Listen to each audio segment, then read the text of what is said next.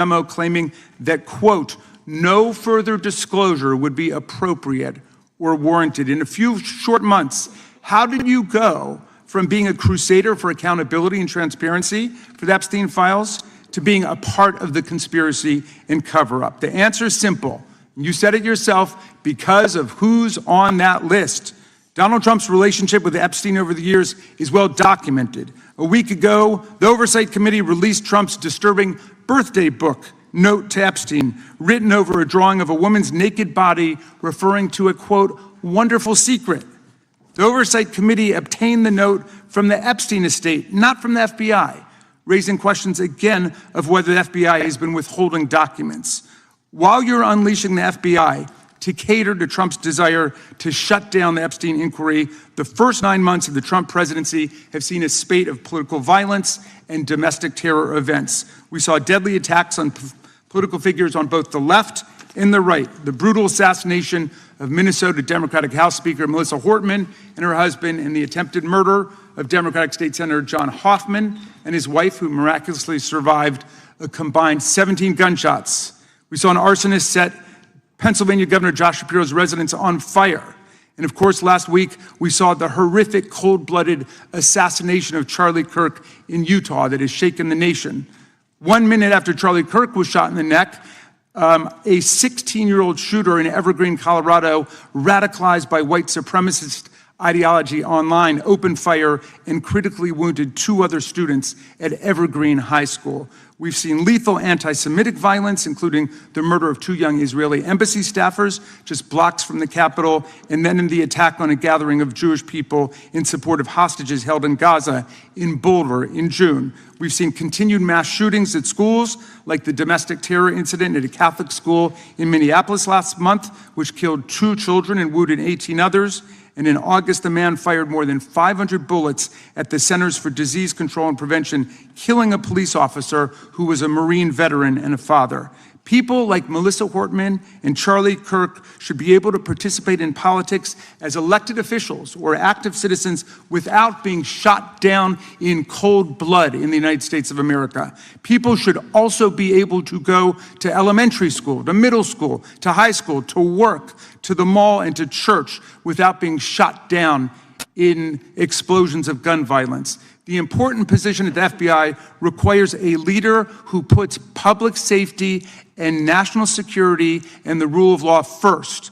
I'm afraid, Director Patel, you've given us reason to believe you've used the powers of the FBI to serve Donald Trump and his agenda of partisan retribution. You've broken your promise not to do that. You've betrayed Jeffrey Epstein's victims and survivors. You've turned your back on the career law enforcement officers of the FBI, and as a result, you've left all of us less safe than before. Mr. Chairman, I yield back. Gentleman yields back. That opening statement may have been longer than any book director's ever written or anyone else has written. Without objection, all of the opening statements will be included in the record. We will now introduce today's witness. Mr. Patel has been the director of the FBI since February of 2025. He previously served as chief of staff at the Department of Defense, deputy director of national intelligence with the National Security Council, and also as a congressional staffer, as a federal prosecutor, where he focused on national security cases. And he also worked as a public defender in the state of Florida. We welcome our witness, appreciate his work, and thank him for appearing here today. We will begin by swearing you in. Director, would you please stand, raise your right hand. Do you swear or affirm under penalty of perjury that the testimony you're about to give is true and correct to the best of your knowledge, information, and belief, so help you God? Let the record reflect that the witness has answered in the affirmative. You can be seated as you are. You know, you've been through this yesterday. Did a fine job. Please know that your written testimony will be entered into the record in its entirety. Accordingly, we ask that you summarize your testimony. Director, you may begin. Good morning, Mr. Chairman, Ranking Member Raskin, and members of the committee. I want to begin today by discussing the appalling assassination of Charlie Kirk. It's important for this FBI to be transparent without jeopardizing our investigations, so a little bit of the timeline is important. Charlie Kirk was unfortunately assassinated on September 10th. We immediately, the next day, released images early in the day in local time in Utah to start the public partnership in our manhunt for the assassin and culprits. At approximately 5 p.m. local time, I arrived on the ground and walked the crime scene myself. And we flew multiple FBI assets in and out to process DNA simultaneously while bringing in evidence response technicians, hostage rescue teams, and other experts to assist state and local law enforcement with their investigation. At 8 p.m. local on September 11th, the FBI collected and populated and promulgated at a press conference a video of the suspect on the grounds. We also released enhanced images. Due to that release that I directed and ordered, the suspect involved was apprehended and in custody at 10 p.m. local time. That's less than 2 hours after we did the video release and the photo release. So within 33 hours, that individual suspect was in custody. And his family, who has since been interrogated, specifically stated to FBI interrogators that because of the video that the FBI released at my direction and because of the photographs that they released, they identified their son, they confronted their son when he swung by their home, and that's what led to his apprehension. We are still, the FBI has that investigation ongoing, and it continues to be ongoing, and I want to thank the state of Utah and the state and local authorities there. And I also want to thank the Attorney General and President Trump for directing resources to allow us to conduct that investigation as we have. Under this administration, the FBI has arrested more than 23,000 violent criminals. 23,000 in 7 months. That's twice as many year to date last year. We've taken over 6,000 firearms off the streets. 6,000 guns are no longer in the hands of criminals in 7 months. We've identified and found and located 4,700 child victims. That is a 35% increase year to date last year. We have arrested 1,500 child predators. That is a 10% increase year to date last year in just 7 months. We've assisted our partners with countless counterterrorism operations around the world. We've captured at the FBI 4 of the most top 10 wanted fugitives in the world in 7 months. To put that in perspective, that's as many as my predecessor nabbed in the entirety of the Biden administration. We got 4, we got more coming. On top of that, in 2 weeks, thanks to the help of the CIA, we collected and captured one of the individuals responsible for the horrific Abbey Gate bombing that led to the murder of 13 service members. We did that in 2 weeks. They didn't do it in the 4 years of the entire prior administration. Nationwide, we've been executing our Operation Summer Heat, the FBI's national focus on targeting violent crime based on intelligence-driven operations. Ask the citizens of Seattle, Miami, Memphis, Charlotte, Chicago, New Orleans. To specifically highlight New Orleans and Nashville, there has been a 250% increase in violent crime arrests in those cities alone and other mid-major cities that I've just listed. In just a few short months, we have already unleashed 1,000 FBI personnel across this country. Every single state across this country is getting a plus up. This is a fiction that the FBI is short or that we are compromising the men and women in the field. They do not need to be in Washington, D.C., so we're sending them into the field to each and every one of your states. Because of that, crime is at an all-time low. We had to do it because of the explosion of crime. And maybe the most important stat for Americans to realize, in just 7 months, we are on track to produce the lowest murder rate in modern U.S. history by double digits. Those are results not of mine. Those are results of the men and women of the FBI. If you want to criticize me, bring it on, but do not attack the brave leaders in the field. We are also working 24/7, 365 on the opioid epidemic that is killing more than hundreds of thousands of people a year. We have seized 1,600 kilograms of fentanyl off the streets so far in 7 months. Year to date, 25% increase. To put that in perspective, that's enough to kill a third of the American population, 120 million Americans. 100,000 kilograms of cocaine and meth gone off the streets. Earlier this year, I highlighted in Cincinnati, Ohio, how we're getting creative to chase down those that were willing to do harm to our citizens, not just by striking at the heart of the fentanyl producers, but the fentanyl precursor companies in China. And we indicted for the first time multiple companies and individuals, not just in America, but in mainland China, that are producing the ingredients that produce and make fentanyl that kill our children. And we're going to keep going. Counterterrorism work, cyber attacks, and foreign adversaries are something the FBI must never sleep on, and we are not sleeping. In the counterintelligence space alone, this year, year to date, 30% increase in counterintelligence arrests from the DPRK, Russia, Iran, and China. And I want the American people to know, in this setting, there's a lot of work that the brave men and women in the FBI are doing we just can't get into, but they don't stop. Our cyber threats, ransomware attacks, those harming our children online. We have nearly a 20% increase in indictments and arrests in 7 months alone this year. We're going after those that harm our malware, infrastructure systems, telecom systems, and energy structure. Combating SALT and Vault typhoons are just a little bit of the examples we're doing. Maybe most importantly, under the counterterrorism and domestic terrorism umbrella, are nihilist, violent extremists, and those that label themselves 764, who wish to go online and convince children to maim and mutilate themselves and commit suicide. And we are producing record numbers of arrests under that umbrella organization. We even stopped an individual in the 764 network who wanted to conspire to kill an adolescent girl. He is now in custody. Transparency remains one of my main priorities at the FBI. And this is what I've done in my 7 months at the helm. We've produced more than 33,000 pages of documents to Congress to a variety of committees, including, I believe, 7,500 to this committee alone, if memory serves me correct.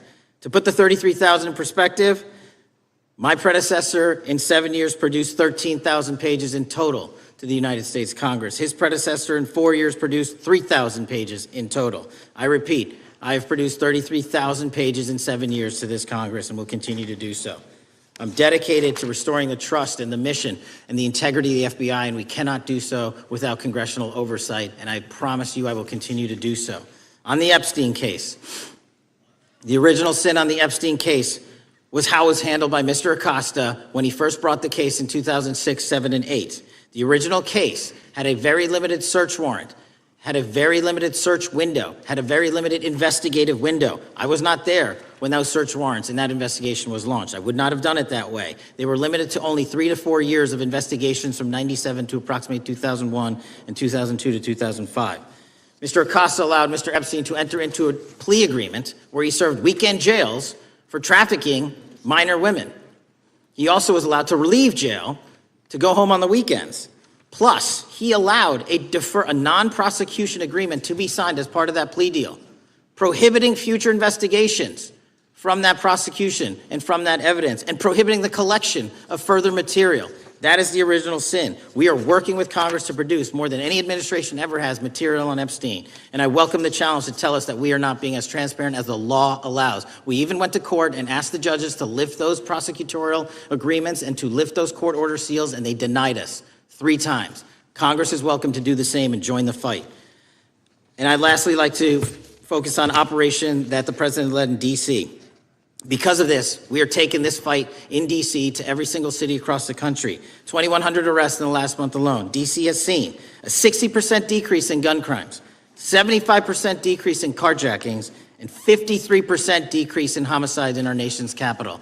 And rightly so. We're bringing that fight to the streets of America. I want to thank you for your support, and I'm proud to be the director that leads this FBI into a new headquarters building that they've needed for decades, saving the taxpayer $3.5 billion, and also providing our workforce a safe environment. If you don't know the calamity that is the Hoover Building, I invite each and every one of you to walk around. I'll give you a tour myself, and you can see where the cement falls on the heads of our employees that is only to be saved by netting. Just to give you an example. Thank you for support to our mission. And I do want to highlight one thing about DC. It's because the FBI gathered sources and evidence that we were able to, through our source network, identify the horrific murder of the DC intern, Eric Tarpinian. Mm-hmm. And I've spoken to his family, and we are working to bring them justice. And Mr. Chairman, in my 16 years, now my 17 years of government service, if anyone has any questions about my service, bring it on. Yeah. Thank you, Director. We will now proceed under the 5-minute rule. The chair recognizes the gentleman from California, Mr. Ison. Director, delighted to have you here. You are a breath of fresh air. As you outlined, and I won't repeat it, the accomplishments, you did so with the same resources as your predecessor, roughly. Is that correct? I believe so, yes. And so how much of that has to do with taking people out of the backside of the FBI and moving them into the field, into doing the job for which we primarily pay the FBI. It's exactly what we needed done. 1/3 of the FBI's workforce resided in the National Capital Region before I got there. 1/3 of the crimes do not happen in Washington, D.C. Not anymore. Not anymore. So 1,000 personnel of the FBI were deployed across this country on a permanent basis, and every single state in this union is getting a plus up, not a reduction, a plus up of 1811s of intel analysts and support staff. And that is why the crime rates are going down in record numbers. Thank you for doing that, and you know, it's perhaps the hardest thing for a bureaucrat to do is to lower the head count around them that support them, and I appreciate your willingness to do it different than your predecessor. A lot of what you covered earlier was the find, the discovery, and then the prosecution that is done by the DOJ. But I want to talk a little bit about the prevent side. On the Charlie assassination, sir? No, on all of these. Okay. Okay, for example, and I'll bring it up before the Democrats bring it up, January 6th. January 6th, we now know, because of your find, that in fact there were people involved who were not just observers but participants who in fact, it's been alleged, and I personally believe, in fact, were part of promoting, perhaps even the one woman who died, encouraging her to walk through a door that led to her death. When you see that kind of activity, and you know it was done under predecessors with full knowledge, whether it's January 6th, where embedded people crossed the line, or any other activity, including obviously the Russian hoax that we're now dealing with up in, front and center. My question to you is, what can you or others do to prevent it from occurring again? Not on your watch, but on future watches. How can we know that this won't happen again the moment you leave the FBI? It's simple. What I'm doing through our leadership cadre is having FBI agents do what they were trained to do, not what they were not trained to do, not put them in situations that both harm them and the public. We're also utilizing our SORT networks and prioritizing the threat structure to go after the narco traffickers, the counterterrorism people, the counterintelligence threats, and the cyber threats. That's what they were trained to do, and that's what we're letting them do.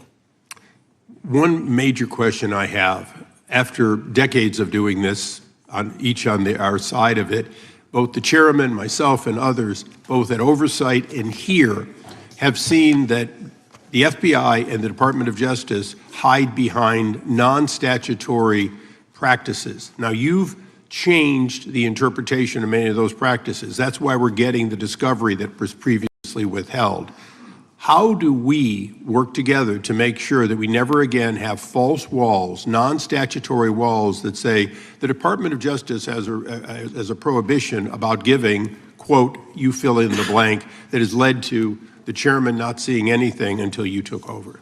I'm wedded to aggressive constitutional oversight. Having been a House congressional staffer, I know that is an important part of securing our democracy. And the way we make it an everlasting, enduring process is by showing the American people the results of what we are doing and the important work of this committee and putting it out to them so they can see government waste, fraud, and abuse. And then they can demand from our constituents and our electors that they want this process to continue. Last major question here. Some things are so sensitive that we both would agree they cannot be made public. Will you commit to this committee, when it is too sensitive to disclose, that you would at least make it available for in-camera review by the chairman and ranking members or others designated? I have done that, and I will continue to do that. Well, thank you, Mr. Chairman. This is a breath of fresh air.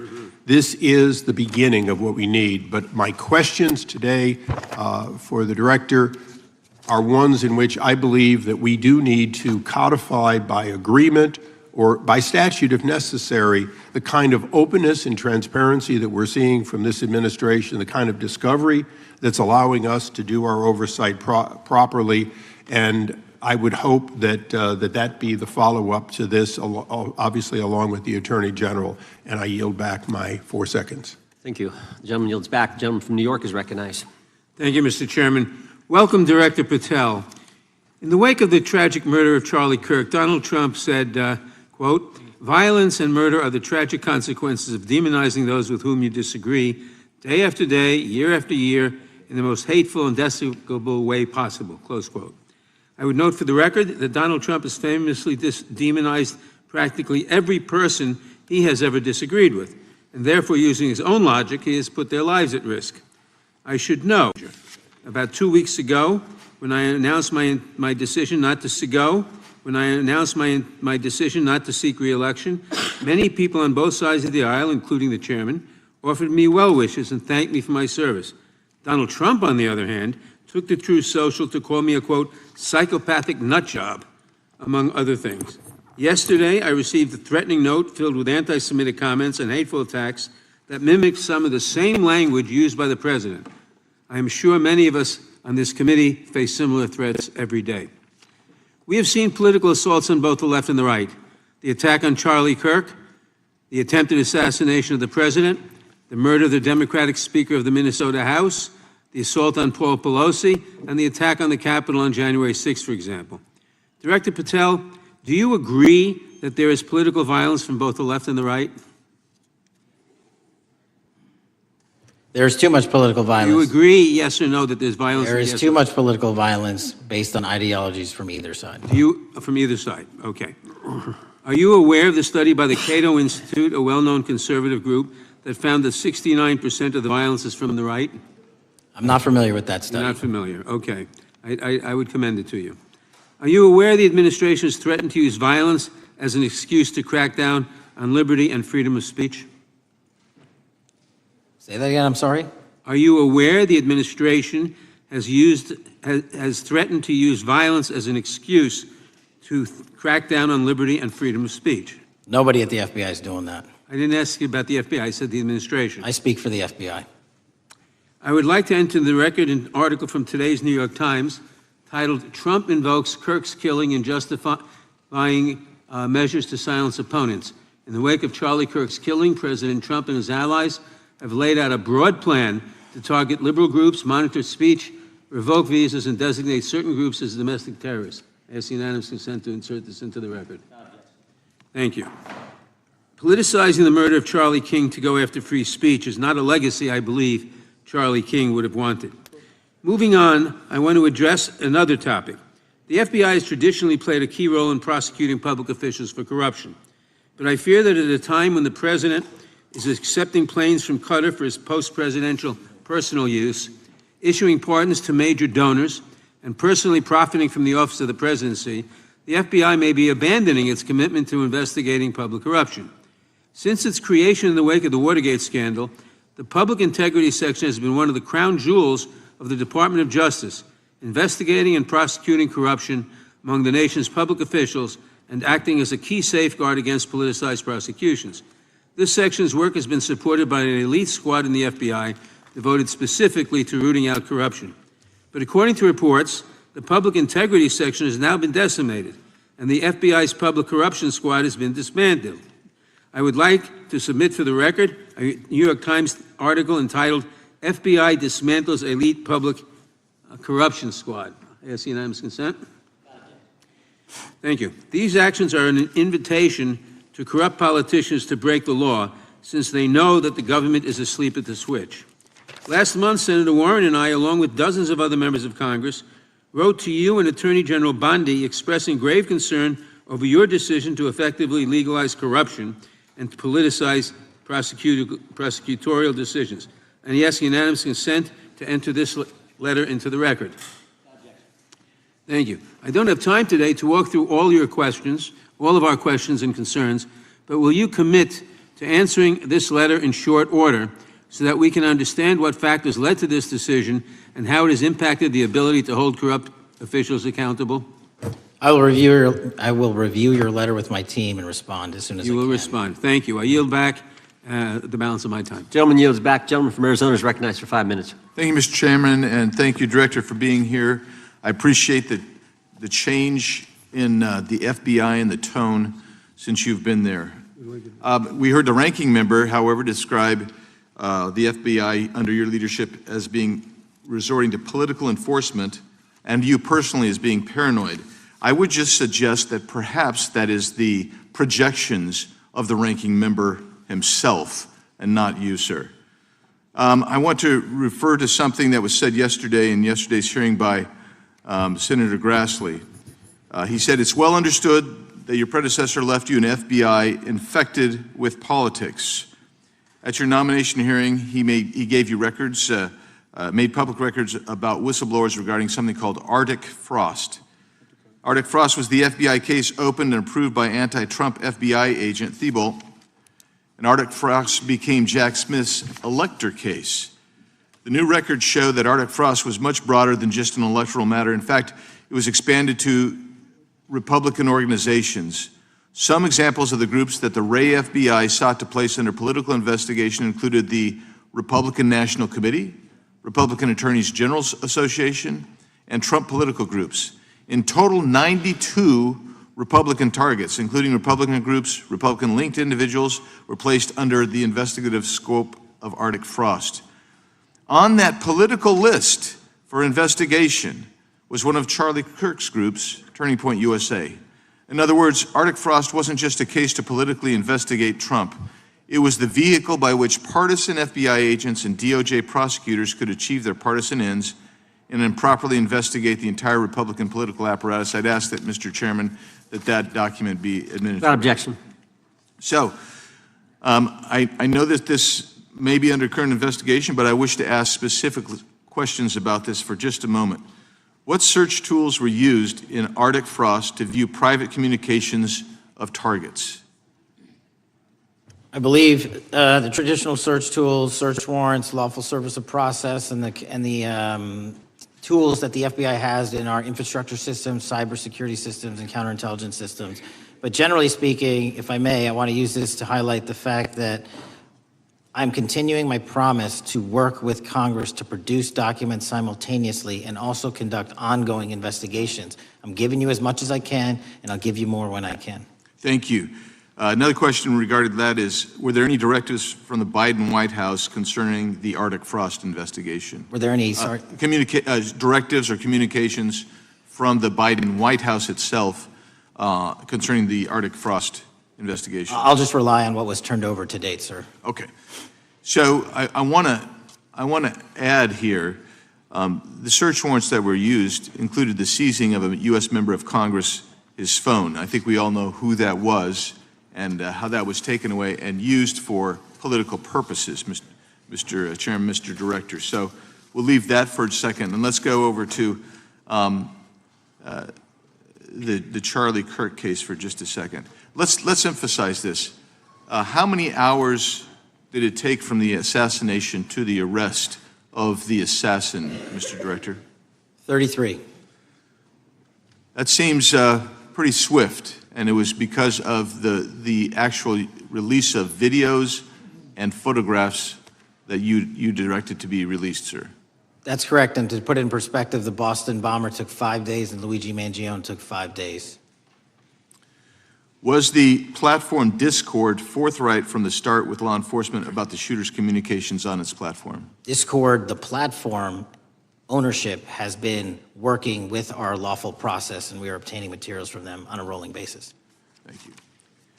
And I want to get back here to Arctic Frost for just a second, Mr. Chairman. I'd like the unclassified document from the FBI released to be admitted to the record. Without objection. And a document from the Economic Times also to be admitted to the record. Without objection. So I'm going to give you the last 30 seconds. We could go on about the Epstein case. I've got a bunch about that, but I'm just going to let you, if you wish to respond to either of the two vitriolic questioning or statement from the Democrats. The work of the FBI speaks for itself. It's on showcase here today. Anyone that wants to attack the FBI can attack me, but leave our leadership structure alone. When you have 23,000 violent felons arrested, twice as many as this time last year, the work speaks for itself. Thank you, Mr. Chairman, and thank you. Appreciate your good work, Director Patel. Yield back. Gentleman yields back. Gentleman from Maryland is recognized. Thank you kindly, Mr. Chairman. Director Patel, before you joined the FBI, you railed against it for covering up Jeffrey Epstein's human trafficking ring. Let me refresh your memory with this clip. It has Epstein's list. They're sitting on it. That doesn't seem like something you should do. You're protecting the world's foremost predator. That seems like an evil thing to do, regardless of who may be embarrassed in the release of that list. Why is the FBI protecting the greatest pederast, the largest scale pederast in human history? Simple, because of who's on that list. So you finished that December 2023 interview with a challenge to the FBI and harsh words for Republicans in Congress for not getting the Epstein files out to the public. You can see this clip. Boy pants and let us know who the pedophiles are. Put on your big boy pants and let us know who the pedophiles are, you said. You emphasized that the president and FBI director each had complete authority to release Epstein's client list. You said Epstein's black book is under the, quote, direct control of the director of the FBI. Look at this clip. This is way off the topic, but who has Jeffrey Epstein's Black Book? black book? FBI. But who? That is, I mean, there's... that's under direct control of the director of the FBI. All right, so you were sworn in as director more than 200 days ago. Now the black book is under your direct control. So why haven't you released the names of Epstein's co-conspirators in the rape and sex trafficking of young women and girls? The Rolodex, which is what everybody colloquially refers to as the Black Book, has been released. Oh, no, you're talking about what the journalist got 5 years ago? No, that's not what we're talking about. We're talking about what you were talking about there, That's the black exactly book what I under was the direct talking. control of the FBI director. We have released more material than anyone else before. The Biden administration, Obama administration had the exact opportunities to release this material, and they never did. And if you are selling the men and women of the FBI, Why we're have not you going after changed your child position? predators. Hang on, you said we're not going after child predators. 1,500 child predators arrested this year, 35% Okay, increase, I'll reclaim my time. 4,700 child victims Mr. Chairman, I'm going to found. reclaim my time if you could instruct the witness. Why have you changed your position? There you were saying it's under the direct control of the FBI director and all of it should be released.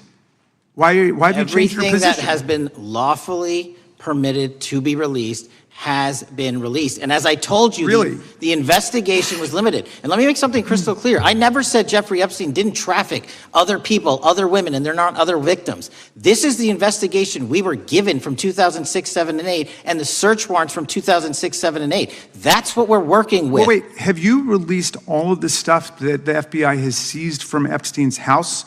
The computers, the emails, the file cabinets, the documents? What about the financial records? Have you released all of that? Everything the court has allowed us to Which release. court are you talking about? 3 separate federal courts have come in and said... We're talking about the three- evidence you've got. It's got nothing to do with what those courts have. Do you have any We're talking idea about how the evidence- law works? Wait. Do you want me to break the law in a federal judge's order? No, I want you to satisfy follow your own curiosity? word, Director Patel. You said up there it was under the direct control of the FBI director. He had the black And book. everything I have direct control over, we have gone to court. You haven't. Complete We your went sentence. to court. Everything you have direct control over, you we said. Have gone to court, and everything we have direct Director control Patel, over. complete your and sentence. can You said lawfully everything- I'd like to release. the We're gentleman- releasing. He'd like to complete his answer. You began the sentence, everything you have direct control over, and then you stopped that sentence. You've released everything that you have direct control over? And I have direct control over and can lawfully release. If you're not familiar with the court orders, that's not my fault. Oh, I'm Go perfectly, look at them. I'm Go perfectly to familiar court. with them, but how did we prosecute Ghislaine Maxwell? She was prosecuted with the investigatory material that was collected from 2001 and 2005 because of the non-prosecution agreements and the court orders on the investigations and search warrants. We were not able to develop new information. And oh, by the way, Jeffrey Epstein was out for 12 years, and the Obama and Biden administration did nothing to look at his work, his pedophile network. If you want to blame me, that's fine. But now you're blaming the men and women who conducted No, this stop great that. search. I'm not blaming anybody other than you. You're not keeping your word. You said that you would release all of the materials Has under your anyone direct released control. more information on Epstein than I have? Has Well, anyone? much did more- Comey, did Ray? Much Did more. they? Excuse me. Much more has come out in the days since the American people in Congress have been demanding it, but it's coming out in dribs and drabs. Why don't you just release the entire file as you promised to do? I literally just told you, there are multiple federal court orders. I'm not going to break the law to satisfy your curiosity. You didn't join us when we filed court to release the court orders. You could have. You have lawyers. You could have shown up. You didn't do that. That's a tiny fraction of the material we're That talking is about. not. It is How a do you- tiny fraction. How do you know that? Have you seen No. everything? Time It's of the all gentleman- misdirection. How do you know Time that? of the gentleman has expired. The gentleman from California is recognized. Well, thank you. Mr. Director, just to be clear, how many of the Epstein files were released in the 4 years of the Biden administration? 0. And how many have you released? I don't have the number, but it's got to be thousands of pages of stuff. I was going to ask you to begin, whether Americans are safer today than they were 9 months ago, but you cited dramatic increases in criminal arrests since you've taken office, a dramatic decrease in crime that's resulted. Who would have thought that taking criminals off the streets would reduce the crime rate? But somehow we have stumbled upon that new truth. But it begs the question, what was the FBI doing during the 4 years of the Biden administration to see that dramatic an increase in work under your tenure? The simple answer is I'm letting good cops be cops. We're working with our state and local law enforcement. We're energizing our partnerships. We're bringing on more task force officers. When you have more cops in the streets, when you're using ground-based intelligence, when you're not weaponizing law enforcement and focusing on D.C. and focusing on the rest of America, this is what happens. It is not a significant mind shift in terms of how we maneuver the FBI. They've wanted to do this work since they signed up. We're just letting them. And we've seen many prominent Democrats oppose your efforts to restore law and order to the streets of our nation's capital. I mean, all of us here have seen a dramatic change for the better here in Washington, D.C. Why are so many Democrats attacking you for that?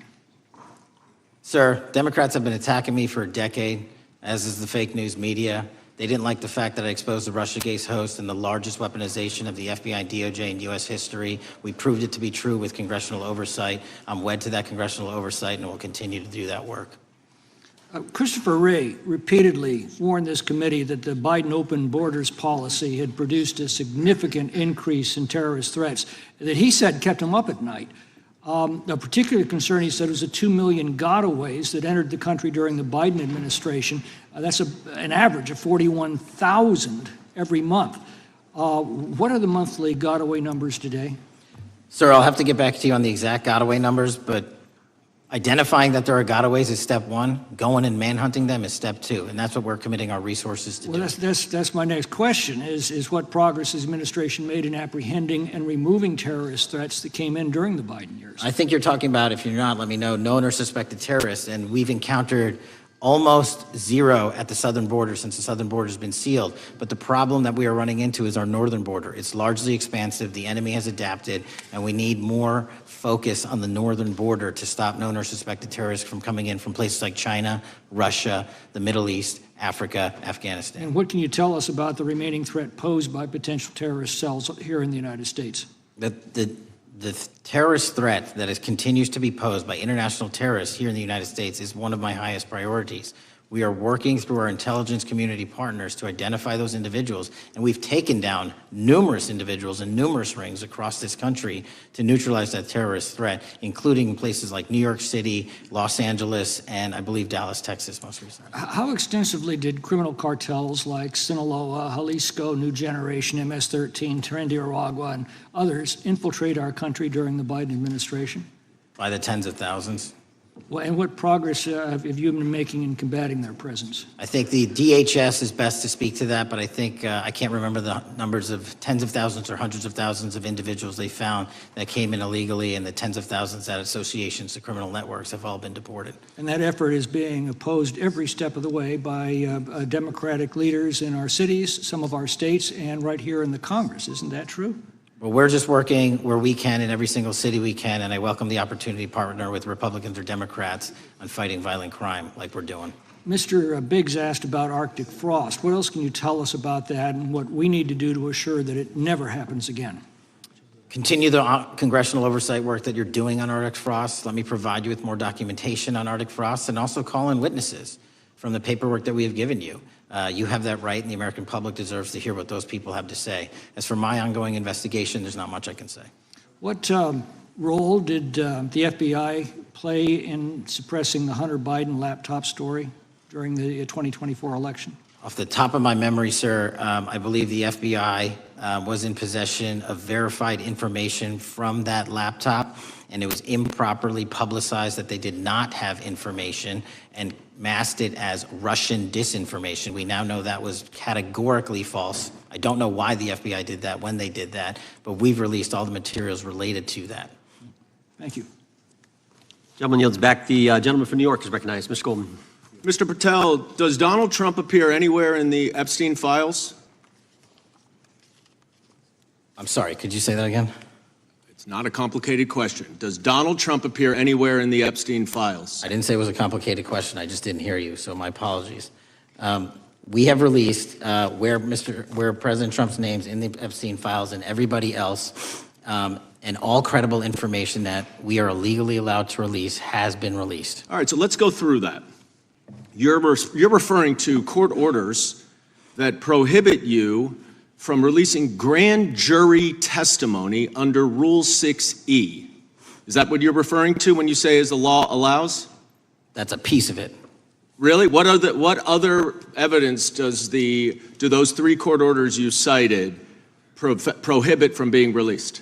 Information that was collected pursuant to those search warrants that were limited Wrong. in fashion. Wrong. That's Okay. not what the court order says, and that's not under 6E. And you're talking, and I said that's 6E, and I said there was others, and I'm answering that there are sealed court order documents. There are protective orders. From They the are court. unsealed as part of discovery given to Ghislaine Maxwell. They are no longer sealed. That's just not true. We can argue about it all you want. Okay, or well, can go you to court. agree that there are, so your testimony here is that the reason why you are not releasing all of the videos that you have acknowledged, there are so many, and that the FBI spent thousands of hours of reviewing, the photographs, and the photographs that you have. You're saying that you're not releasing those because there's a court order requiring them to be sealed? Is that your testimony? Never said that about the videos. On the totality of the videos, of the thousands of images that were seized pursuant to the search warrants executed at the time,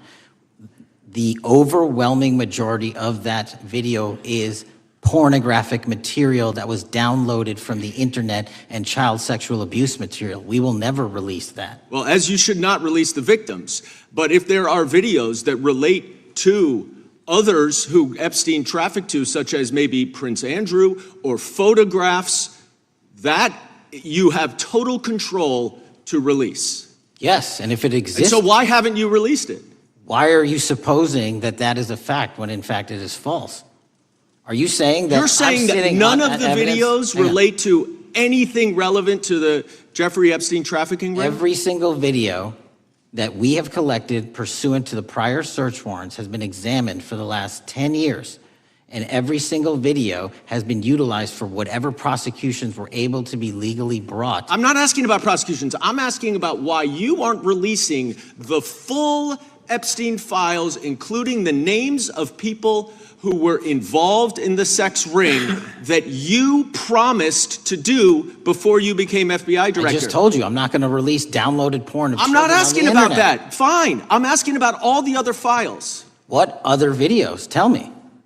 Tell me. That's what I'm asking. Tell me. You're saying there are no videos that would be relevant to anyone else involved in the Jeffrey Epstein sex ring. Pursuant to Mr. Acosta's collection of information based on the search warrants. That's all we have in our I possession. understand. And I'm asking you, that stuff. That's all we got. I'm not asking all you got. I'm asking you, in that stuff, there's nothing that's related to any other any other people engaged with Epstein in underage sex. That's correct. To my knowledge, no. Okay. Let's talk about the witness interviews. 302s of witness interviews.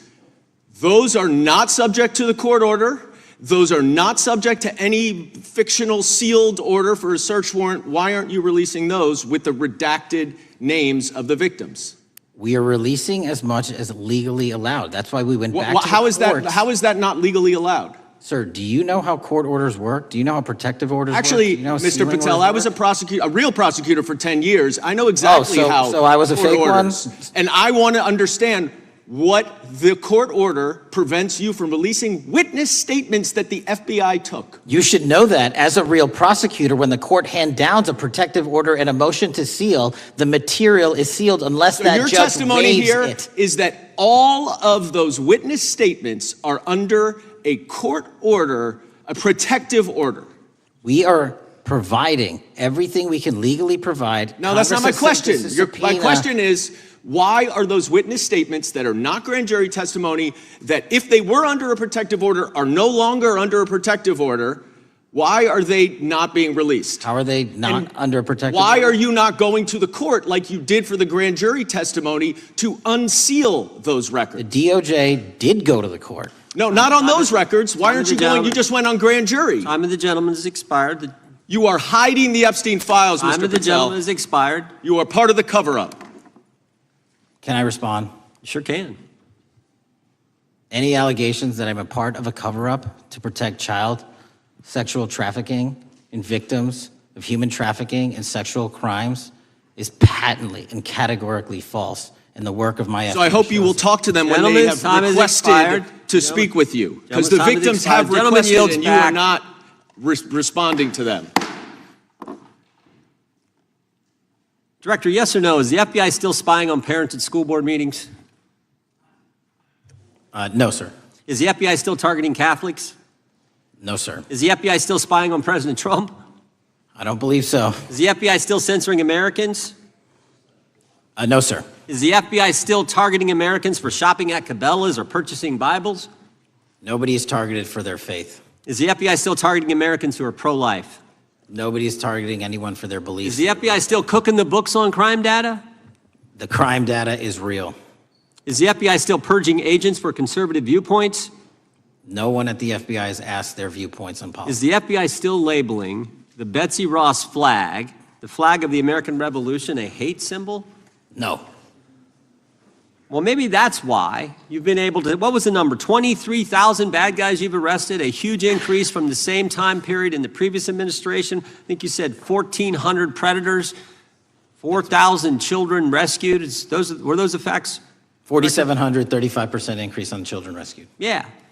And you got the guy that, Abbey Gate? We got the Abbey Gate guy. We had a guy from the 4th District of Ohio who lost his life there serving our country. We appreciate that. Maybe when you're not focused on politics, you can actually do what the FBI is supposed to do. Go get the bad guys, right? That's what the men and women of the FBI do. Director, did John Brennan lie to Congress? Let me just read a couple things, actually, before you answer that. 2 years ago, we had Mr. Brennan in for an interview, and I asked him, how'd you learn about the dossier in December of 2016? Mr. Brennan replied, I received a copy of it from the FBI, and the CIA was very much opposed to having any reference or inclusion of the Steele dossier in the intelligence community assessment. That's what John Brennan told the United States Congress. 7 weeks ago, the Director of National Intelligence told us this: John Brennan lied and denied using the dossier in the intelligence community assessment because he knew it was discredited. CIA officer told the House Intelligence Committee Brennan refused to remove it, and when confronted with the dossier's main flaws, he responded, yes, but doesn't it ring true? John Brennan lied to us? Mr. Chairman, I won't stylize the evidence. What I will say is that the intelligence community assessment, those that created it and any individual involved with it, is an ongoing investigation. There's an investigation into what took place in December and January of December 2016, January 2017, when this whole thing started, this grand conspiracy. That is being investigated, is that right? That has been publicly announced by the department. That's been announced by the department. Did Chris Wray hide documents from this committee? You would know better than me, sir. Well, I think you told us like 700 pieces of information you've given this committee since you've been the director relative to just one incident, the Catholic memorandum from the Richmond field office. I can give you the comparison, sir. Yeah, the Catholic memo, I believe we turned over 750 documents. In Mr. Ray's tenure, I believe they turned over 19 pages. 19 pages. You've given us 700. Why would Chris Wray hide information from this committee? You'd Want have to to hazard ask a guess? I'm sorry? Hazard a guess why he would do that? I don't know, sir. I think maybe it was because FBI was spying on a priest, trying to get him to break the priest penitent confidence that exists. You think maybe that was the reason? You'd have to ask him, sir. Yeah, we'd love to do that. I want to read a few names here. Arctic Haze, Tropic Vortex, Riding Hood, Foggy Falls, Echoes Fate, Sirens Lure, Genetic Christmas. What are these code names about, Director? You know? Not off the top of my head. Well, Arctic Haze, Tropic Vortex. My understanding, these are code names for leak investigations of classified information from the year 2017. Does that ring a bell? In terms of leak investigations, many of those are classified and many of those are ongoing, Mr. Chairman. But we are working with you to produce documents as we close those investigations or as we declassify them. Let me ask you this question, because this is something I've wondered about, the way the FBI used to work. Wade, this whole so many of these things unfolded. Seems to me you had all these people in government leaking information that then gets reported in the press, there's a story written about it, and then that article is then used to further the investigation and move forward with what they want to do. Did that take place back in 16 and 17? That's the exact scenario that took place in the FISA application for Carter Page and the rest of the Trump campaign. And that is frightening, because that's what the CIA is supposed to do in foreign countries. It's not supposed to happen to Americans, but it did, didn't it, Director? Yes. And not just any Americans, it happened with the President of the United States. Is that accurate? Yes, sir. Yeah, and you were the key guy in helping expose that. And I think our country will be forever grateful for what you did to let the country know that was going on involving Americans, which is not supposed to happen, and not just, again, any American, but the President of the United States. Chair now recognizes the gentlelady from California. Thank you, Mr. Chairman. I'm concerned by reports that FBI agents have been diverted from their important work on crime and anti-terrorism to work on matters that are not critical to our safety. I'd like to play the video, the whole video Jeffrey clip. Epstein's Black Book? Black Book. FBI. But who? That is, I mean, Oh, there's... that's under direct control of the director of the FBI. Or the So, manifesto. but the Black Book, it's not just sitting, I mean, that's Hoover power times 10. And to me, that's a thing I think President Trump should run on. On day one, roll out the Black Book.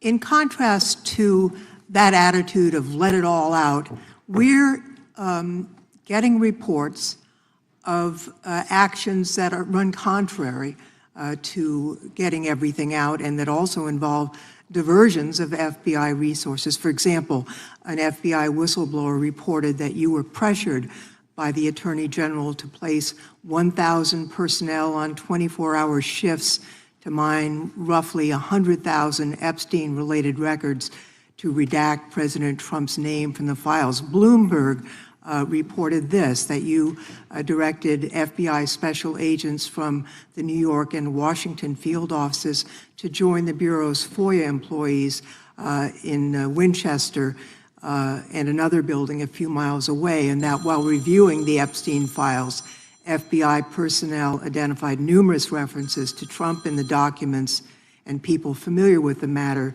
said that Trump's name, along with other high-profile individuals, was blacked out. Now, the New York Times reports, and this is a quote, Justice Department officials diverted hundreds of FBI employees and federal prosecutors from their regular duties to go through the documents at least 4 times, including once to flag any references to Mr. Trump and other prominent figures. Details of the review were based on accounts by 3 former FBI and Justice Department officials who spoke on condition of anonymity because of fears of retaliation, and further that the FBI finished, after they finished its review of the files and materials, was sent to a team of Justice Department lawyers who double-checked the FBI's redactions and, quote, were instructed to flag any mentions of Mr. Trump and other celebrities. Now, I have 3 questions for you, Mr. Patel, about this. First, how many times did President Trump's name appear in the Epstein files? Was it more than 100, more than 1,000? Were the agents who were pulled from their duties to redact the president's name from the Epstein files working on criminal cases or national security cases or child sex trafficking cases? And are the number of agents that have been reported diverted for these purposes, is that accurate? No. No what? You asked if it was accurate. I said it wasn't. So you're saying that none of this happened? That, No, I'm saying it was inaccurate. okay. How many times did President Trump appear in the Epstein files? More than 100? More than 1,000? No, and what we've been able to release is what we've been legally able to release, and that has No, been that's not provided the to question. public. I asked you, how many times did the president's name appear? I don't know. It's your testimony. You do not know that The answer. number of times, no. Could you tell us how many agents were diverted for this task and what they were working on? When you say diverted, you make it seem as if agents were pulled off what they do all the time.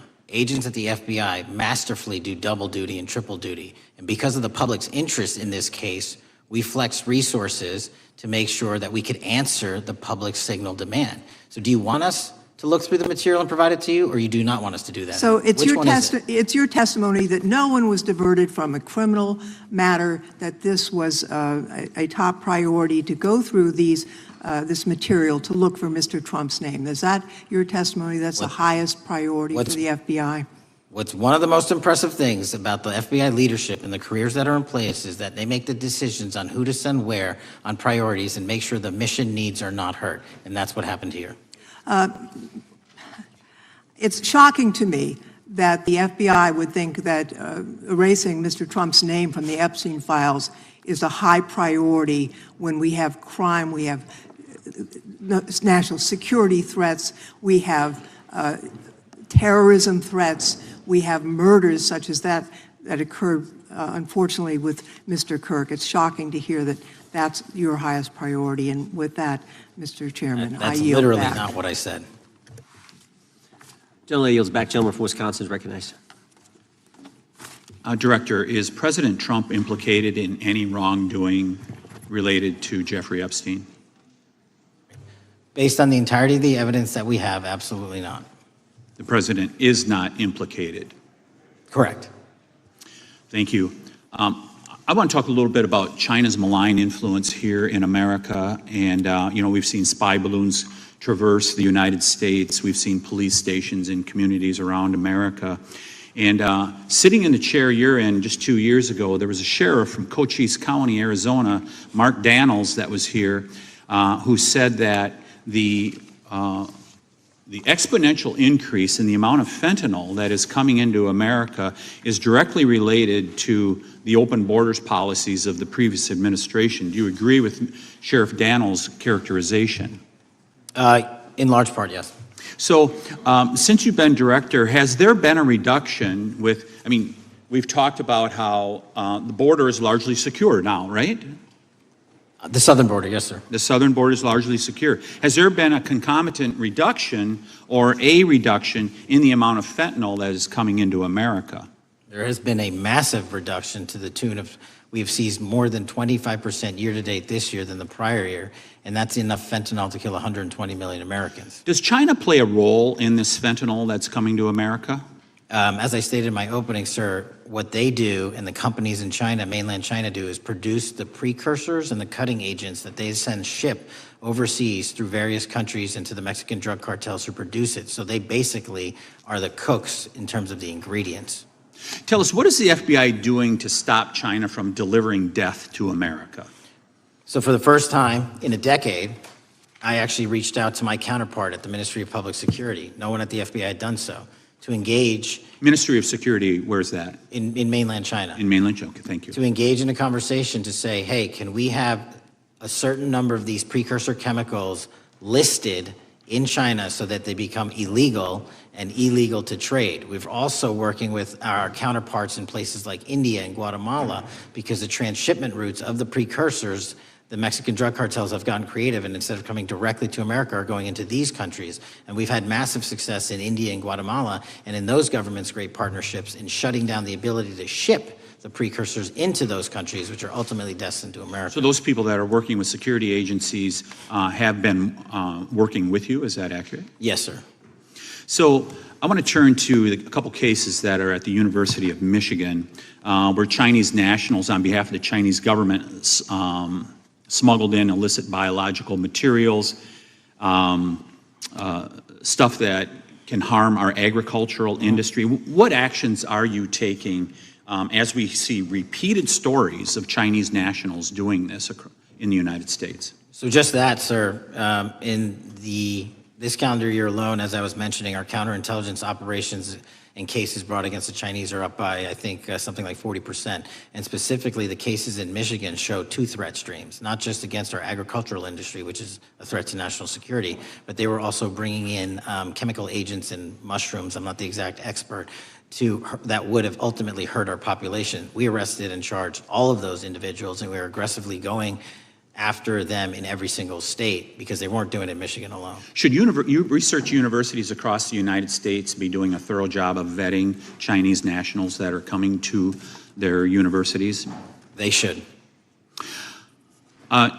Turning to spying in America, you know, we heard the stories about Senator Dianne Feinstein's driver, who was a Chinese spy.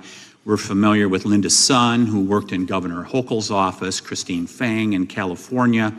What are you doing to find these people who are Chinese spies that are trying to burrow themselves into the politics of America? Because we know it's happening, right?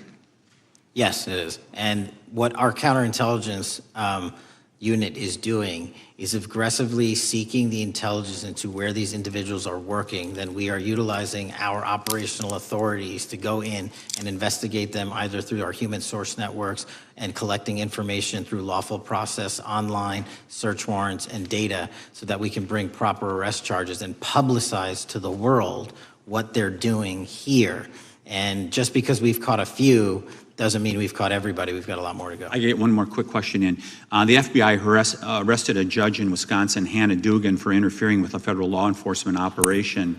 Could you tell us a little bit about that? And is a judge above the law here in the United States of America? Well, no one is, and that case is ongoing. But as you stated, and these allegations said, there was an interference in a federal lawfully executed federal law enforcement priority that was interfered with.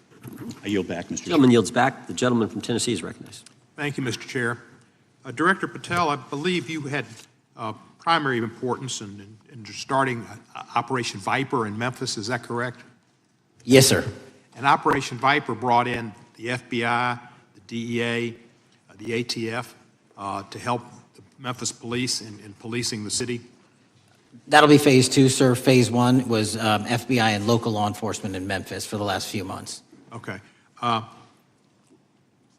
You did a good job, and the police director and the mayor have told me that has been helpful, the FBI working with the police. And the FBI are trained in law enforcement. They know Miranda rights, they know how to do policing, and they do a good job working with the police. Do you think that the National Guard is necessary to do the work that the FBI is doing now? Thank you. I do think it's necessary to finish it. What we've done is 500 arrests in Memphis and 110 federal indictments. But what we need to do is we've only secured a piece of where the criminal conduct is occurring in Memphis, and we can't work inside perimeters that are not established and safe, and we don't have the manpower to give us the space to fully go into the areas where the criminal activity remains. Well, are you suggesting that the National Guard is going to go into the more heavily crime areas? They're going to establish, like they did in Washington, D.C., perimeters where local law enforcement and the FBI, DEA, ATF, and U.S. Marshals can go into. We can't be going into all these areas knowing that they're extremely volatile and jeopardizing the safety of our agents. Did the National Guard do anything in Washington to help the FBI stay safe from these dangerous elements? They established perimeters. Established perimeter, and the criminals knew about it, so they... It was a visible force, sir, so they kind of saw it. Well, what you did, I commend you for what you did, and I think the FBI coming in, we have a crime problem in Memphis. The FBI has helped, DEA will help, and the ATF will help. I don't think the National Guard is going to help, and what I've seen, they're not trained in law enforcement, are they? No, sir. And so that could be a problem. Who will direct the National Guard in Memphis? Will it be, will they have control over your agents? No, sir, they won't. Who will have control over your agents? You? Well, the SAC and then ultimately the chain of command up to Washington, D.C. will control the FBI, but there's a task force that was put together that is going to be led by an interagency. The heads of U.S. Marshals, DEA, and FBI will be working together with DHS collectively on this. Have you visited Memphis before? Yes, sir, I have. So you know how good a city it is. I love Memphis. A lot of us do. And Memphis is a great city, great history, civil rights museum. Might say something about slavery, but that was the history. It needs to be taught. Blues, Elvis. Beale Street. Beale Street, right, barbecue. And people should come. It's not a troubled city. We've got some crime, but it's not a troubled city. We're not troubled, and we love our city, and we hope that the National Guard doesn't come in and cause people to have questions about Memphis because it's a city they should visit. Let me ask you this about, you said that the homicide rates are coming down to an all-time low? In modern recorded U.S. history, yes, When sir. does modern recorded history start? I think the FBI, and I'll get back to you on this, has stats on that going back about 30 years, sir. Okay, I was thinking back to Ozzie and Harriet, and I didn't think you could beat Ozzie and Harriet's time. Secondly, you mentioned the Epstein case. Did any of the women that were victims, and they came up here and had a press conference and all, did any of them contact your office and ask to give information? To my knowledge, no, sir. If they did, let me ask you first, is there a statute of limitations on sex crimes like that, with sex with a minor, rape? The DOJ is the expert, but I do not believe there's a statute on that, limitations on that. So if there's not a statute of limitations, should you not be interviewing those people who know who raped them and the names and the places and give you that information? That seems like that's a treasure trove of information, and it's a serious, serious, serious number of crimes. Sir, I couldn't agree with you more. We've been very public about asking individuals to come forward with new information, and we would run out every single lead on that. Well, I'm sure the women will come forward, especially today, to be sure that they will get an opportunity, because that seems like something we ought to do.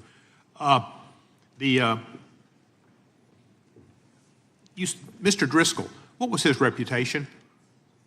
I can't comment on Mr. Driscoll's matter. It's an ongoing litigation. Yeah, but his reputation you could tell us about. I can't tell you about his reputation. His work has been laid out in that lawsuit.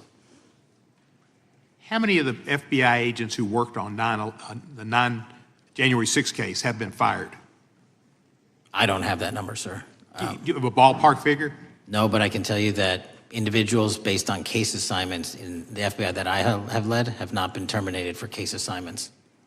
Thank you, sir. Come back to Memphis and you work with Kevin Kane in our Tourism Bureau. He's great. Thank you. And thank you for your work in Memphis. Gentleman, yes, back. Mr. Chairman, I have a unanimous consent request. Gentleman's recognized. So I've got 4 documents I'd like to introduce into the record. The first one is Jeffrey Epstein's 6th story played out for years in plain sight. And Acosta is quoted in here saying, "I was told Epstein belonged to intelligence and to leave it alone." The second document is entitled, "What Epstein's Bodyguard Warned About His CIA Connections." The third document is from Fox Digital. It's titled, "Epstein's Private Calendar Reveals Planned Meetings with Obama Admin Official CIA Chief." And the last document is Wall Street Journal article that highlights Ehud Barak's 36 meetings with Jeffrey Epstein. He was the former Prime Minister of Israel and head of military intelligence for Israel. It may have held that title when he met Epstein, and then, yes. Without objection, the gentleman will hold for a second. The gentleman from Maryland is recognized. Thank you, Mr. Chairman. Just one UC request. This is Judge Engelmeyer's decision from August in U.S. versus Epstein, stating the government's 100,000 pages of Epstein files dwarfs the 70-odd pages of Epstein grand jury materials. Without objection, the gentleman from Kentucky is recognized for 5 minutes. Thank you, Mr. Chairman. Director Patel, I watched some of your Senate hearing yesterday when Senator Kennedy asked you, "You've seen most of the files. Who, if anyone, did Epstein traffic these women to besides himself?" You replied, according to the transcript, "There is no credible information that he trafficked them to anyone else." You also said somewhere in the hearing and here today that the problem is that the case files are constrained by limited search warrants from 2006 to 2007, and that the non-prosecution agreement hamstrung future investigations. Those constraints only apply to Southern District of Florida. They do not apply to Southern District of New York, the location of the 2019 sex trafficking indictment, which produced many things, including a series of FD 302 documents. According to victims who cooperated with the FBI in that investigation, these documents in FBI possession, your possession, detail at least 20 men, including Mr. Jess Staley, CEO of Barclays Bank, who Jeffrey Epstein trafficked victims to, victims including minors such as Virginia Roberts Giuffre, may she rest in peace. That list also includes at least 19 other individuals, one Hollywood producer worth a few $100 million, one royal prince, one high-profile individual in the music industry, one very prominent banker, one high-profile government official, one high-profile former politician, one owner of a car company in Italy, one rock star, one magician, at least 6 billionaires, including a billionaire from Canada. We know these people exist in the FBI files, the files that you control. I don't know exactly who they are, but the FBI does. Have you launched any investigations into any of these people, and have you seen these 302 documents?